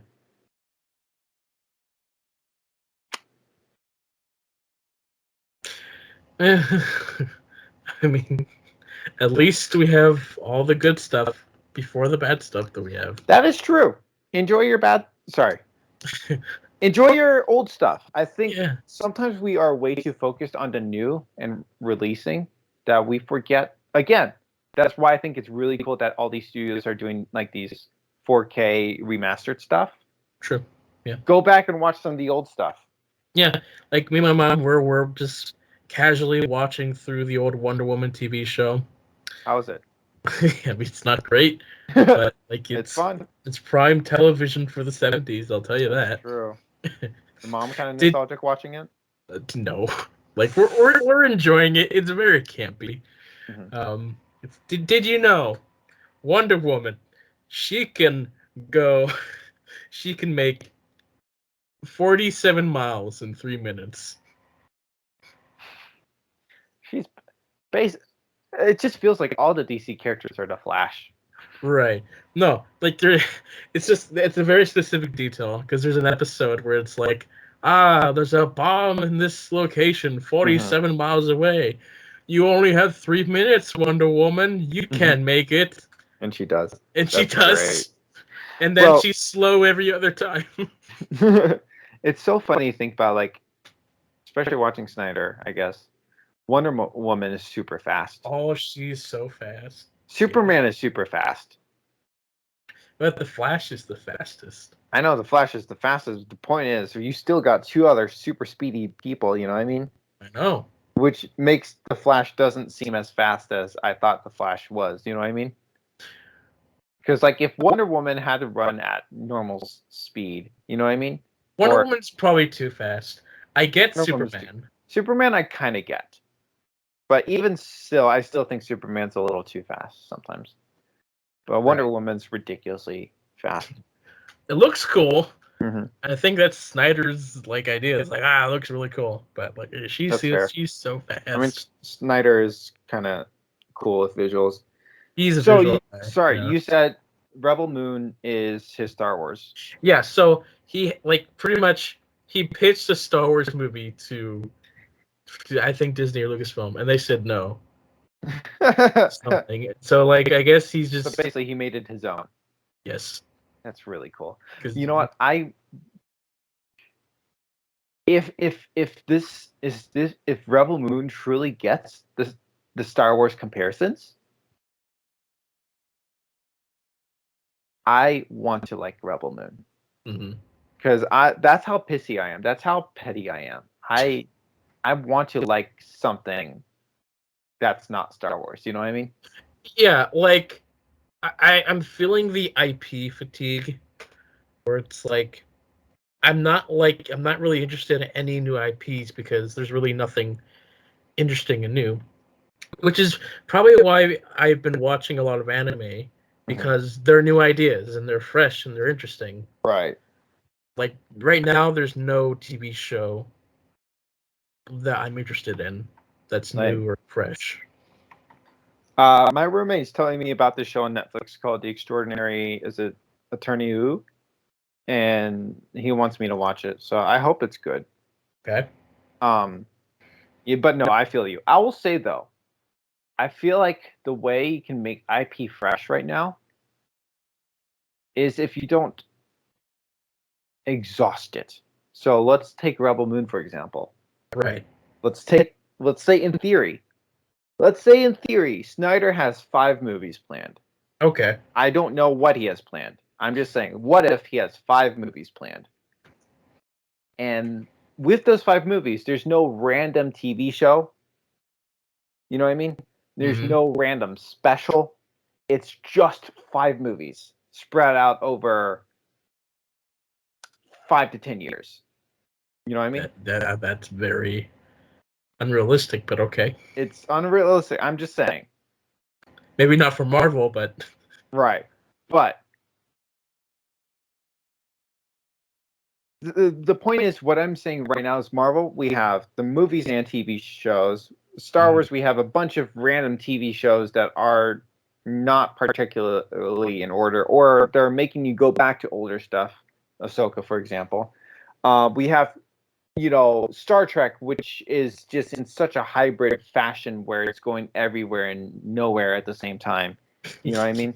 True. Yeah. And it's like, and then Creed wants to have its own cinematic universe, and the Mutant Ninja Turtles is going to have a TV show on Paramount before their next movie, and the Fast X before their next sequel is supposed to have a Dwayne Johnson movie that's not a sequel to the Hobbs and Shaw movie. You know what I mean? We have so many. We have The Walking Dead that's spinning off into multiple TV shows. We have so many things like branching off from each other. I think if there's an IP that sticks to one formula, one medium, like just movies or just a TV show, you know what I mean? Right. Like, yeah. then maybe there'll be less fatigue surrounding the project. However, there was a piece of news I saw today that makes what I just said a little discouraging. That Rebel Moon, there's going to be at least 2 movies, and the second movie is reportedly due for April of 24. So that'll be 2 Rebel Moon movies in the span of 5 months. Wow. And I think that's too close to each other. Yeah. If that's true, that's too close to each other. I hope they push that back. I hope so too. Oh, we didn't. Speaking of pushing back, we didn't talk about this. Yes. Beyond the Spider-Verse, baby. Oh, it makes me sad, but like I get it. Like we heard the horror stories about Across the Spider-Verse, where, the animator is basically working in hell to make this movie possible. Right. And then reportedly, they haven't even recorded dialogue for Beyond the Spider-Verse. So a combination of, they're behind in animation and strikes going on as well. The strikes. No Spider-Verse right now. It's like I knew this was going to happen. Yeah. Like, but as soon as we heard that it was a 2-part film, it's like, oh, that's going to be interesting. But I guess my surprise is the fact that there's no date. Like everything else they've pushed back has a date. This is delayed indefinitely. Crazy. And like they're gonna work on it. They're gonna do their best, which I'm kind of glad they're doing that. They should, but at the same time, like, part of me kind of still wishes that well, then again, Across the Spider-Verse did well financially, so I think they're happy with that. So I don't think they would have wanted to change that in that front. True. Because like Mission Impossible didn't do well because it was released right before Barbenheimer, so no one wants to see Mission Impossible when you have Barbenheimer. You know what I mean? Like there have been some poorly scheduled movies. So maybe if you release Spider-Verse at a different time, maybe it wouldn't have done as well financially. Everybody, and now every studio is going to clamor to get the next Barbenheimer weekend. Yeah, that sucks. Oh yeah, they're already trying that with the Paw Patrol and the new Saw movie. No, Saw Patrol. That's not going to hit the. No, That's not going to happen. Nobody's going to watch either of those films. Maybe Paw Patrol's for the kids, but no. Okay, that's one thing I don't get. One of the actresses in Paw Patrol is Miss Kim Kardashian herself. This is what I don't understand. Okay. This is a kids movie. Kids don't know who Kim Kardashian is. Right. Are you trying to draw in adults? Did you pay Kim a few $1 million to be in a movie that she's not going to draw audiences in for? You know what I mean? Yeah. Like, stop filling. Like, again, there's that recent DC Pets movie with Dwayne and Kevin Hart. Which is a fun concept, right? But kids aren't going to care. You know what I mean? Yeah. You spend so much money to get these big name actors for a kids movie. It's kind of ridiculous, in my opinion. No, just let the voice actors do their work because they're so much better. Right. Yeah. No. I don't think there's anything wrong with the occasional cameo, or maybe if it was just one actor. You know what I mean? Like, yeah. Hey, it worked for Despicable Me. Let's be honest. But like, you can't spend your whole budget on these actors and then expect your animated kids movie like Paw Patrol to do well. I hope to a degree. I hope Paw Patrol does do decent, but I doubt Kim Kardashian's the box office draw. Like, we're already seeing, like, just because you have a social media star doesn't mean your movie's going to do well. Right. Some potential good news for Marvel is that the Marvel VFX artists have voted to unionize. So we'll see how that goes. Mm-hmm. Hopefully, good stuff. Good stuff. I've been waiting for that bit of news for the VFX industry to unionize and do stuff. Yes. Because right now they're being exploited as heck. Yep. So. And then maybe soon we can have some animators go on strike. I mean, yeah.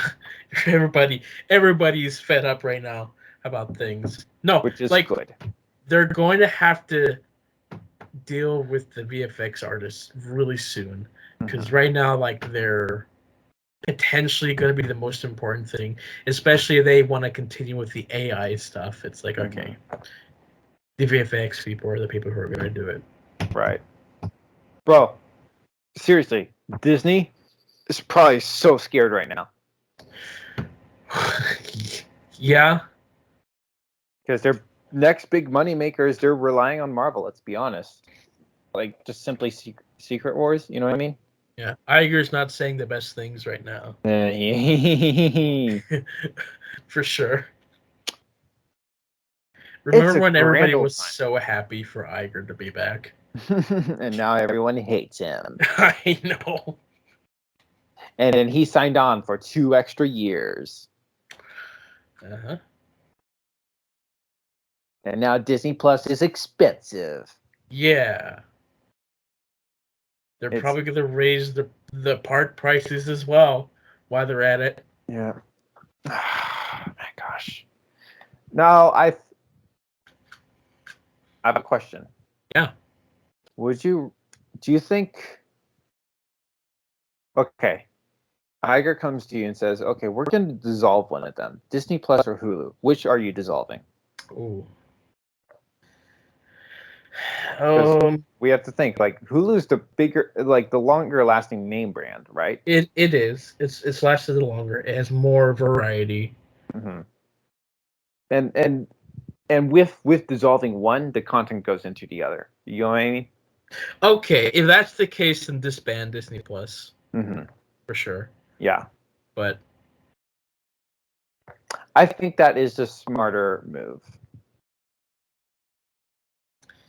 yeah, I do like having all this stuff together. But also, But they just really need to release their stuff on physical. that too.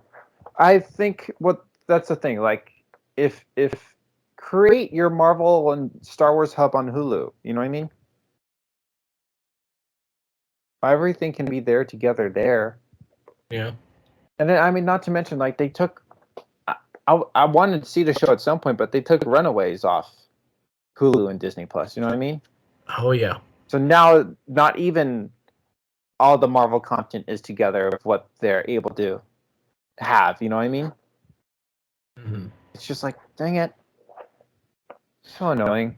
Yeah, another show that's now nowhere available to watch legally at this moment is DC Superhero Girls.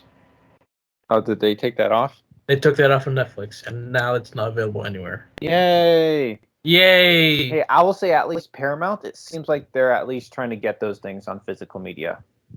Like there's that Owen Wilson movie, Secret Headquarters. That was already on DVD when they took it off Paramount Plus. Okay.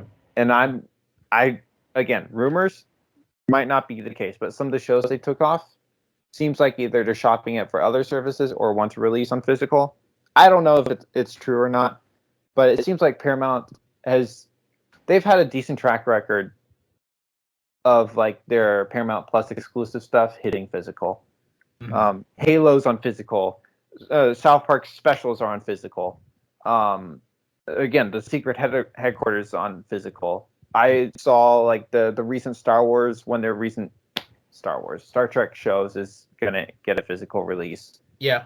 So it seems like they're doing a good job about that.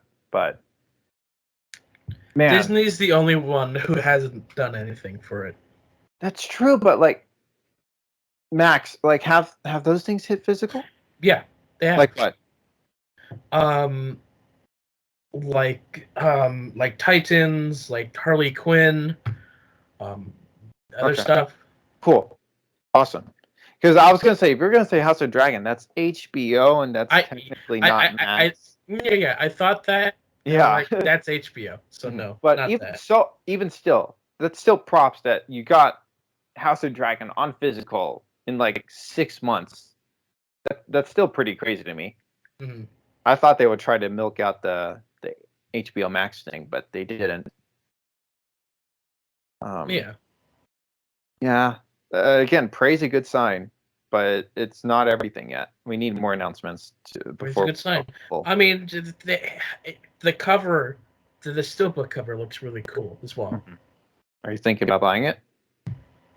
I mean, we'll see. Mm-hmm. I'll get a physical copy eventually. Right. It's just a matter of now or then. Yeah, that makes sense. So I bought something at Walmart. Oh, what did you buy? So the original complete series of Battlestar Galactica. Okay. It's this old show. Never watched it. Always been curious to see it. And it was there for like $25, and it's not streaming anywhere. So I was like, yeah. How many seasons? I don't know, one or two. There's a lot of reboots though. There's so many remakes. Gotcha. So that will be like so much to get into, but like I just want to watch the original. And just stick with that. Speaking of things that we want to watch, my roommate he's seen the original X-Men trilogy and X-Men First Class, but he hasn't seen the other things. Oh. So personally, when we're getting closer to Deadpool, I want to like go back to the original X-Men trilogy. But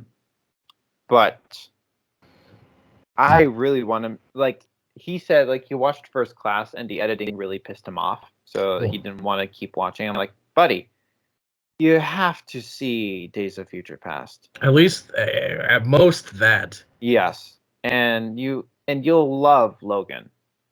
You know what I mean? Right, Because Logan. I think that'll be up his alley in terms of taste. So, but then as we were talking, he's like, I like watching crappy movies. So, so I'm like, Okay. and he mentioned like he likes Wolverine. So like, cool. Let's also watch like the other Wolverine movies. Why not? You know what I mean? Right. I think at some point we might hit what the Apocalypse, Dark Phoenix, New Mutants at some point, just because he likes watching crap. So I'm like, if you like watching crap, we'll watch those too. Why not? You know what I mean? Right. I I definitely don't want to see New Mutants again, but for his sake, I might. You know, Yeah. I'm in no rush to rewatch those. But again, I forgot that film exists, to be honest. did you see it? Yes. That movie. I hate that movie so much. It's the most nothing movie I've ever seen. That film is streaming somewhere, I think. Disney Plus. Oh, yeah, that's where it is. That's where that is. Yeah. Yep. Probably one of my least favorite movies of all time. Like there's so many other movies I'd rather watch. Mm-hmm. Oh my gosh. I need a roommate. Yeah. Are you hosting anybody? Because it's now college season. Oh, yeah. Classes start tomorrow. Oh, is it tomorrow? It's Wow. tomorrow. Um, we went to church today. Like, there's no parking anywhere. So Fun. we just went back home and watched the stream. Mm-hmm. Because there's literally no parking anywhere. So How many services do they have? 3. 3? This was the 9 a.m. service that there was no parking. No way. Yeah. Nuts. Yeah. Crazy. That's probably parents as well. So, That's true. But still, that's nuts. it's nuts. Yes. But yeah, no, classes are tomorrow. I feel sad. Mm-hmm. How's job searching coming along with you? Yeah. I gotta say, helping my roommate job search, not been fun. Like we've not done a lot, but It's like not even fun. like currently I'm 0 for 2 for sight and sound referrals. It's starting to look like 0 for 3. Yeah, it's It like sucks. I've applied, but like nobody's responding. I'm sorry.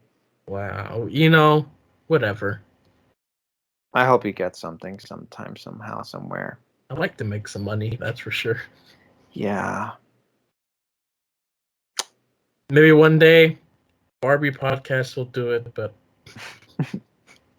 we're talking about doing a Patreon. Like, who knows? Are you guys actually having a consistent audience?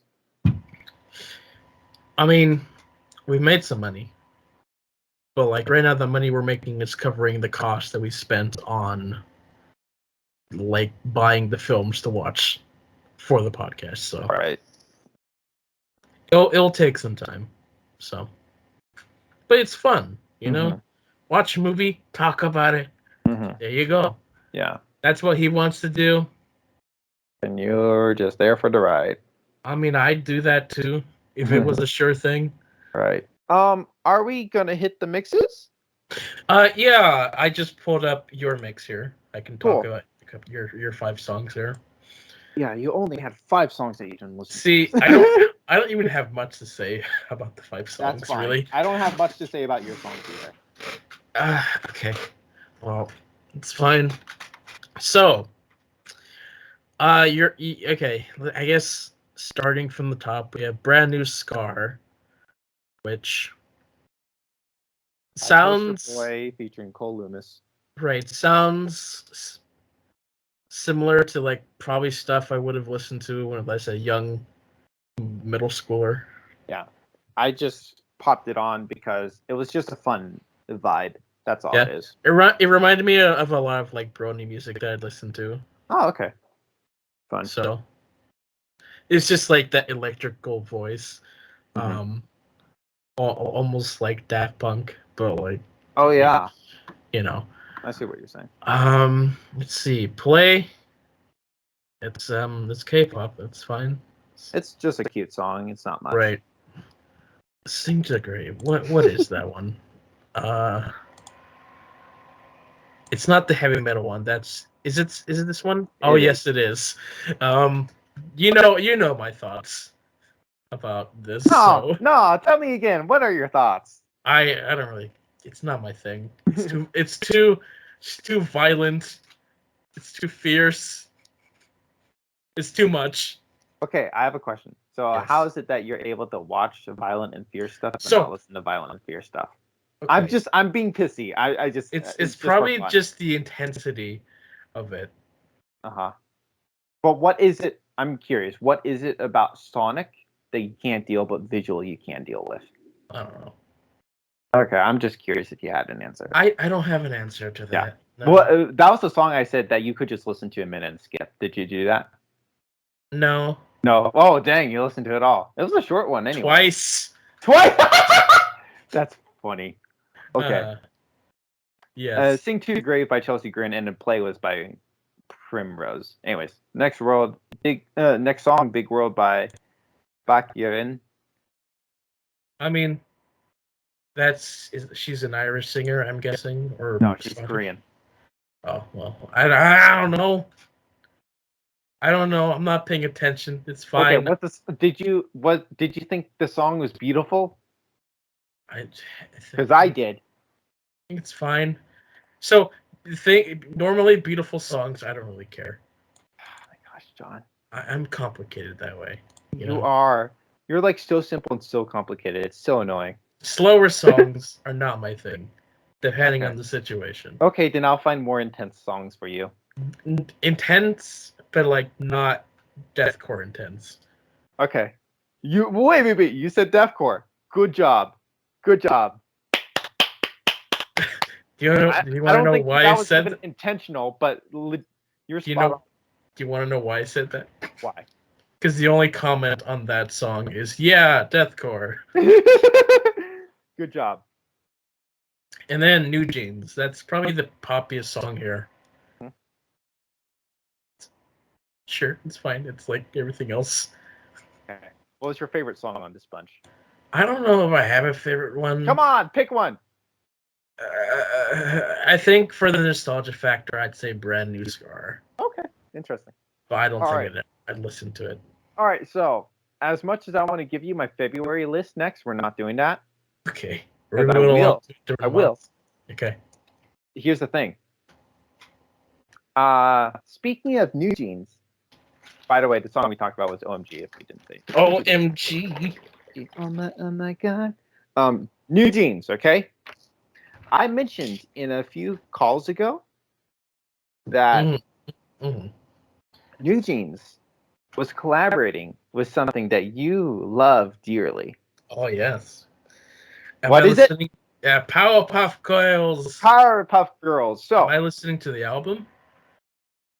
I think we're going to do that. The EP is only 6 songs and 12 minutes. It's a very short thing. Nice. I'll send you the stuff, okay? Okay. I want just the song New Jeans is the one I'll make you watch the music video for because that's the Powerpuff based thing. Nice. The other things like ETA, the music video was filmed with iPhones, so that was their main collaborator for that one. The Cool of You music videos had the actress from Squid Game, so they had some like very big things going on with these music videos or whatever. Sure. Yeah. But your main care is with Powerpuff Girls. Powerpuff. So basically, the main thing is just curious your thoughts on the EP when you listen to it, and then your thoughts on the music video when you watch it. And that'll be that. And then we can return back to 5 songs for each month, which here's the ironic thing. 5 songs is a lot longer than your 6-song EP. Because the 6-song EP is only 12 minutes. What does that estimate to? 2 minutes per song. So pretty solid numbers, I guess.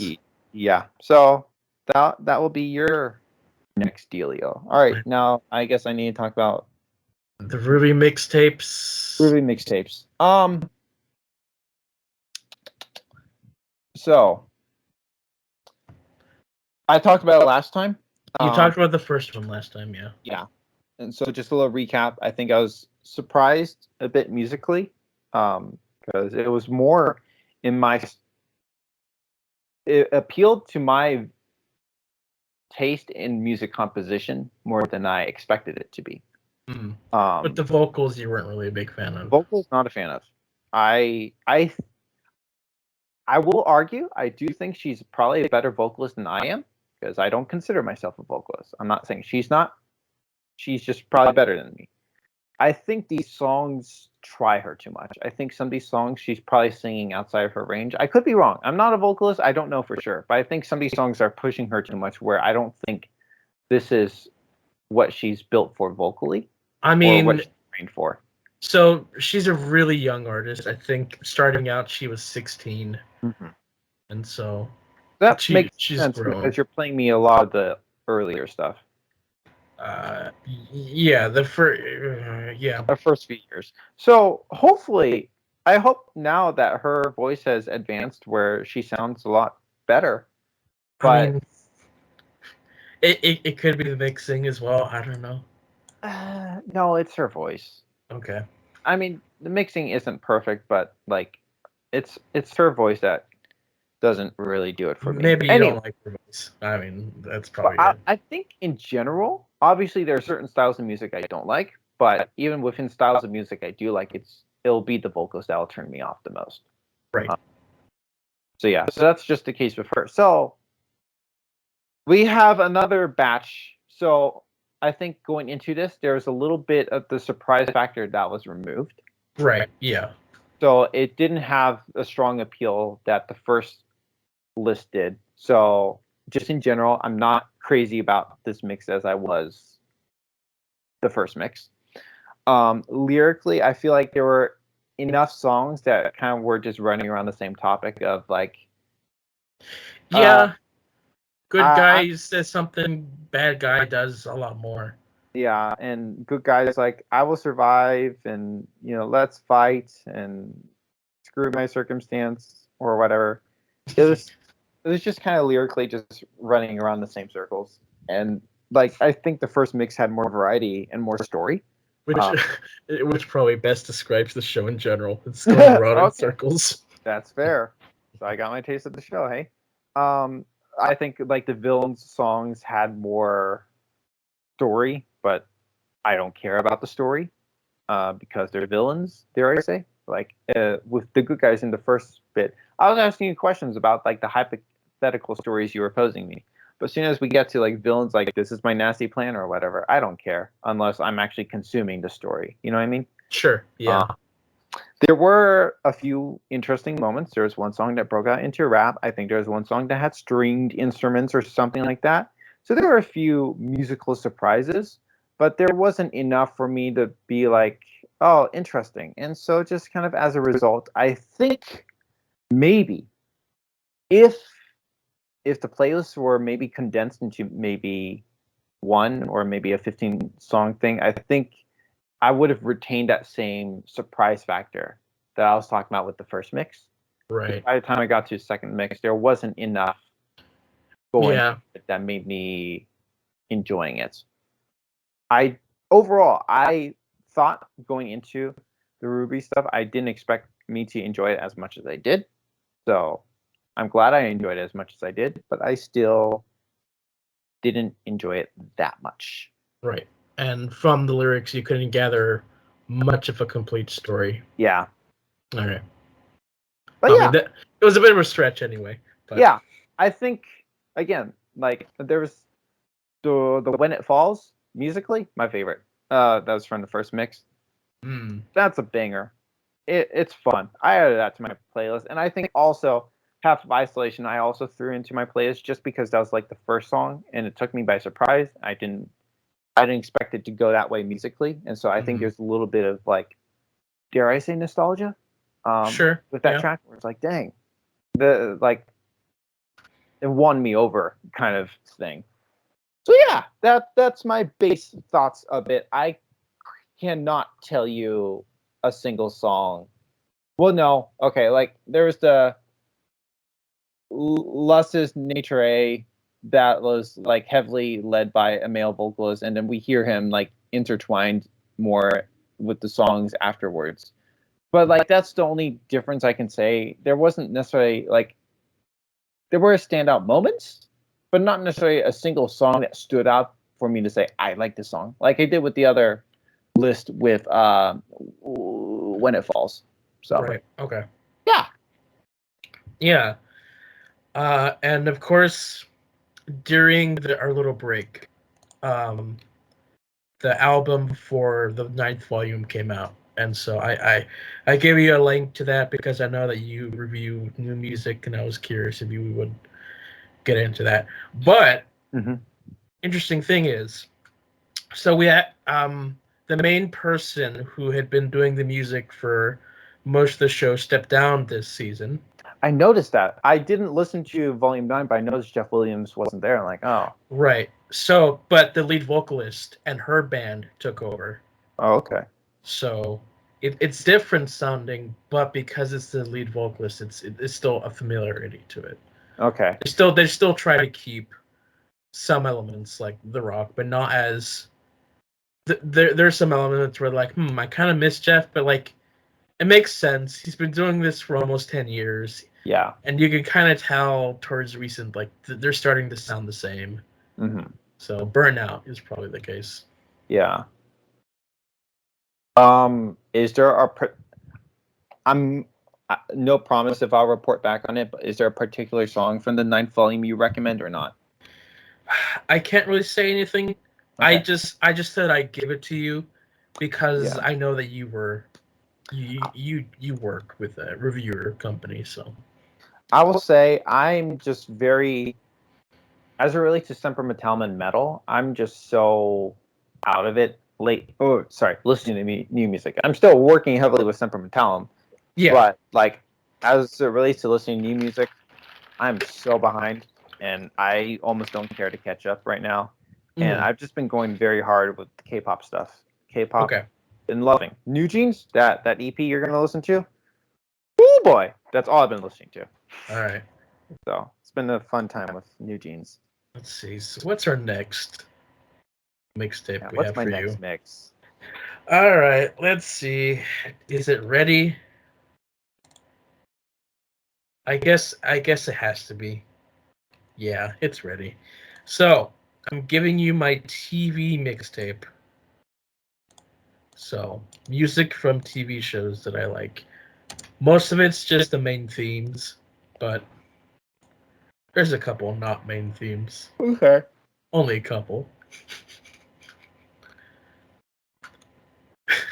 There's so many songs that are called main title. It's just how it is sometimes. Yeah. Okay. John, I will say, I swear, you don't have a job. If next time we call and you haven't listened to my thing yet, I'm going to be mad because I'm giving you shorter things than you're giving me. Yeah. To be fair, this was longer and I cut it down. No. I'm still mad about when you didn't listen to my first mix.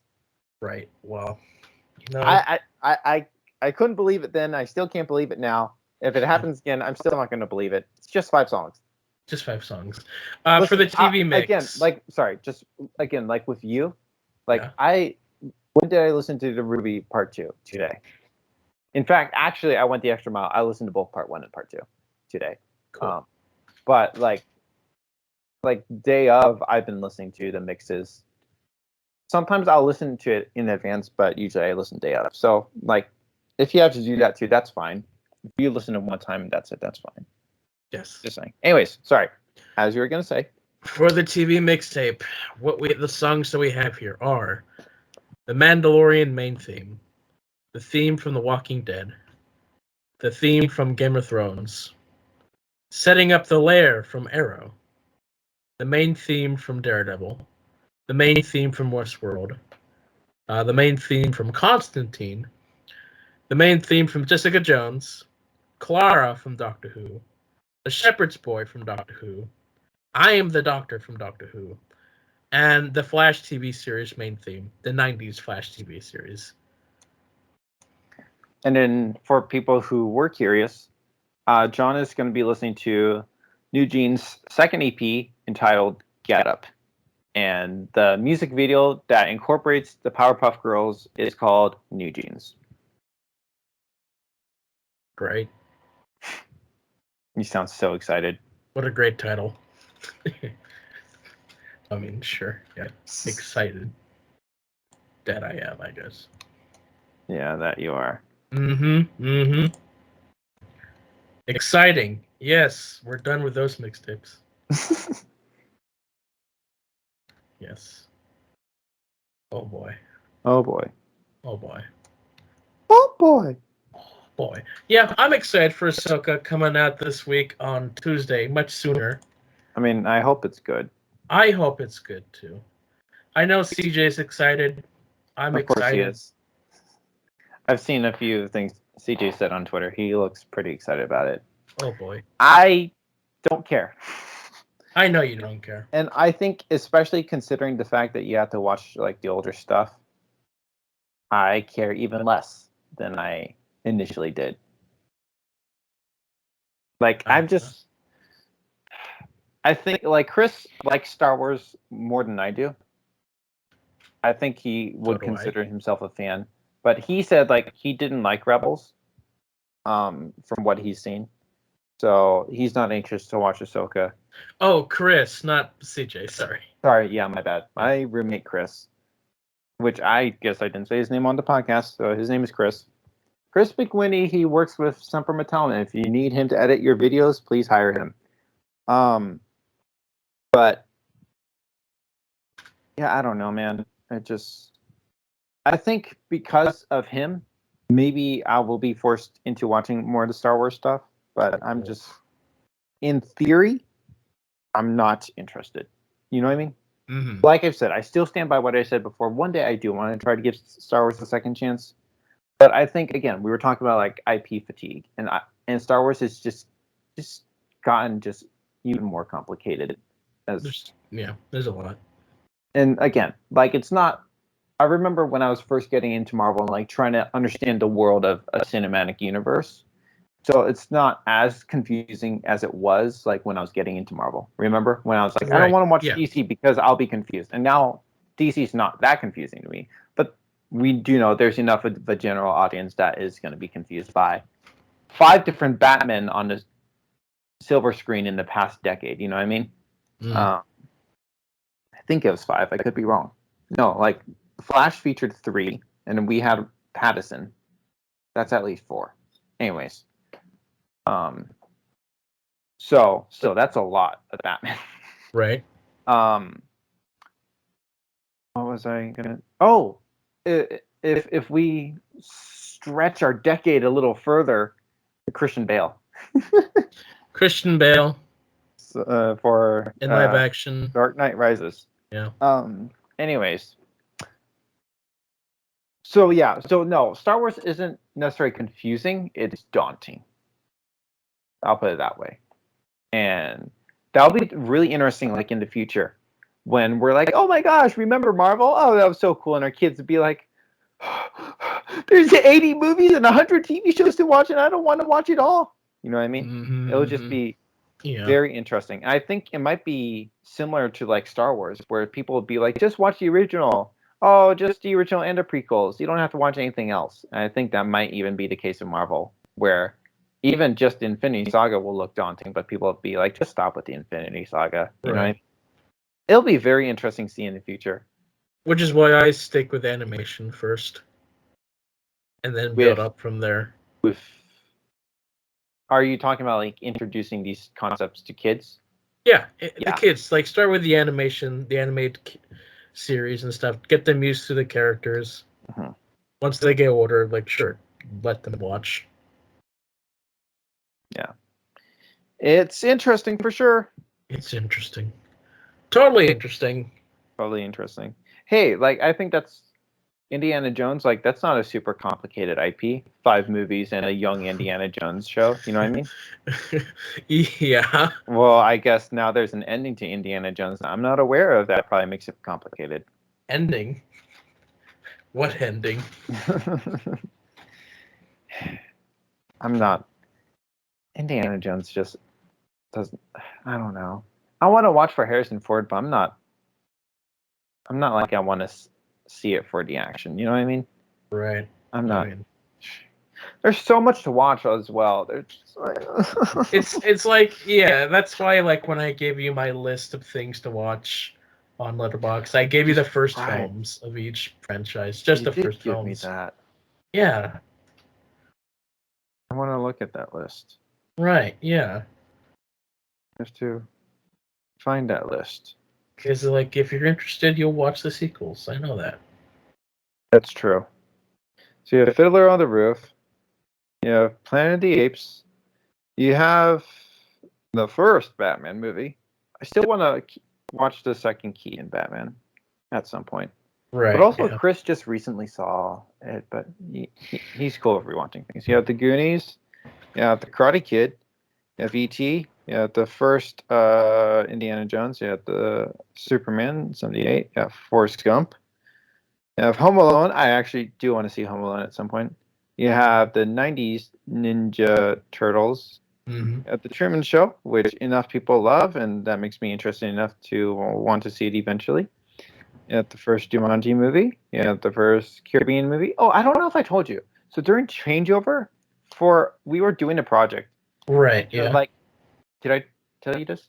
I think you told me that you watched. Okay, so basically, I saw like the first 20 minutes of Pirates, and Yeah, that's I right. don't know. First off, I don't know why we had to do that, and second off, doing that ruined my want to see it. Mm-hmm. So now I'm even less wanting to see it. Right. It's not that it was bad. I just don't care. And I care even less now. You know what I mean? Mm-hmm. Yeah. Shrek's on here. The Terminal's here. That I'm somewhat intrigued about. Rise of the Planet of Apes. You said no sequels. I'm kidding. Well, I mean that's missing. its own thing. Yeah, no, you're right. You have Godzilla. You have Jojo Rabbit, which I do want to see. Right. Clue. Back to the Future. Christmas Story. I did see that. Christmas Story was very enjoyable. I enjoyed that. I'm glad you did. Yeah. It's such an like I think when I compare that movie to like other movies I've seen, it feels different because of its form of narrative storytelling. Like it feels more in line with like Star Wars to a degree, where it's like you're just following the boy living his life. You know what I mean? Sure. Yeah. Yeah.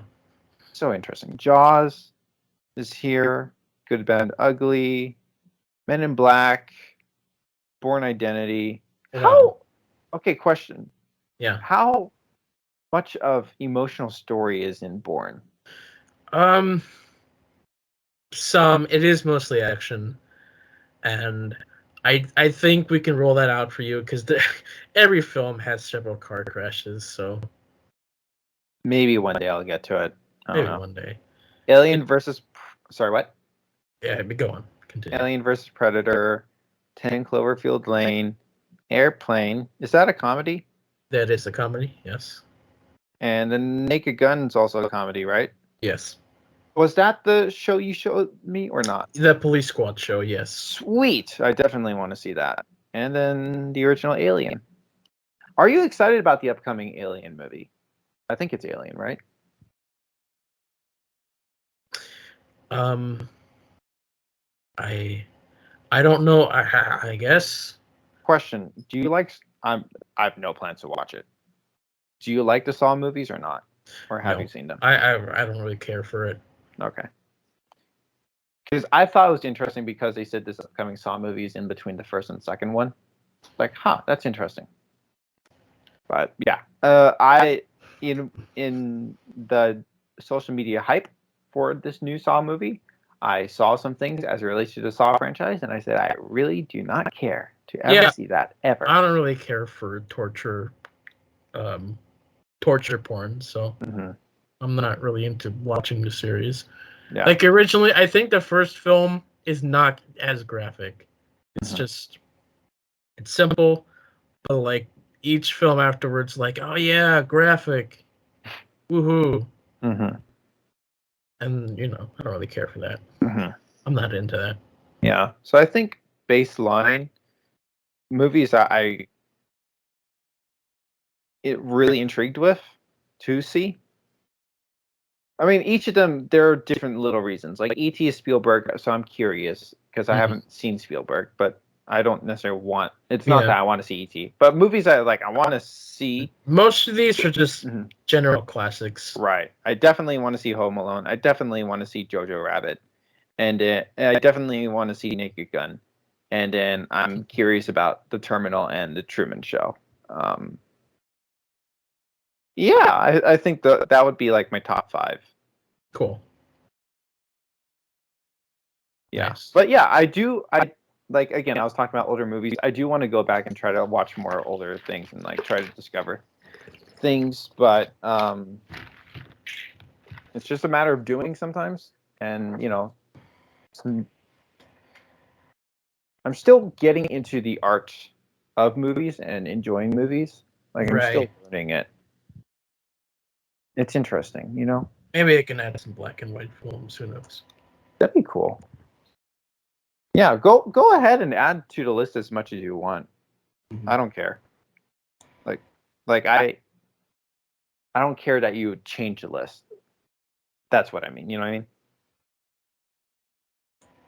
Right. Yeah. Like I probably just add stuff, but I haven't done any of that. So. Yeah, you're cool. Sweet. But also, like, it's interesting things like I bet some of these aren't streaming, which sucks to think about. Yeah, I suppose. Oh yes. So there's a new Godzilla movie coming out from the original Japanese company. Oh. That's a sequel to the Shin Godzilla movie that I watched. Okay. So I'm kind of excited for that.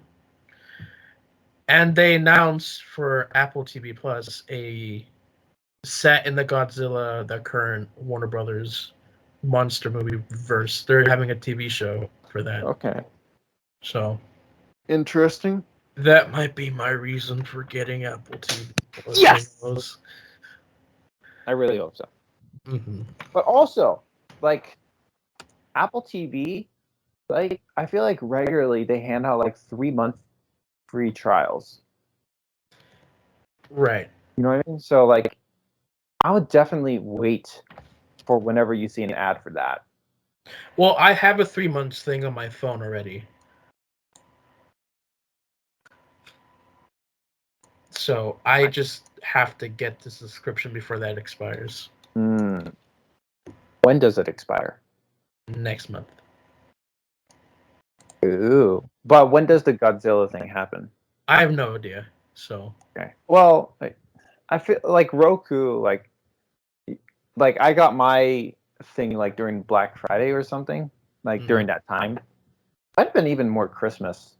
I think it was actually more Christmas. Regardless, like I feel like Roku Day or Christmas time, like they'll hand out like the 3-month trial. So Roku Day. Unless they change and evolve, and they're like Disney Plus, and they're like, no, we're gonna charge you $35 a month for you to watch crap. You know what I mean? Right. Yeah. So much money. So much money. So much money. So much money. Let's see. So my plans of things to watch, I guess, are Battlestar Galactica. Mm-hmm. But that might be a while for that because I think my mom wants to watch it with me. Okay. Has she seen them before? No. Like they came out like in the 70s and 80s, so if she did, she watched it when they were airing years ago. Mm-hmm. There's a show called Krypton that I bought as well on DVD, so I guess I'll do that. That's the gist of it for now. Mm-hmm. Yeah. I should probably watch more on Disney Plus just to get my money's worth. Yeah, you probably should.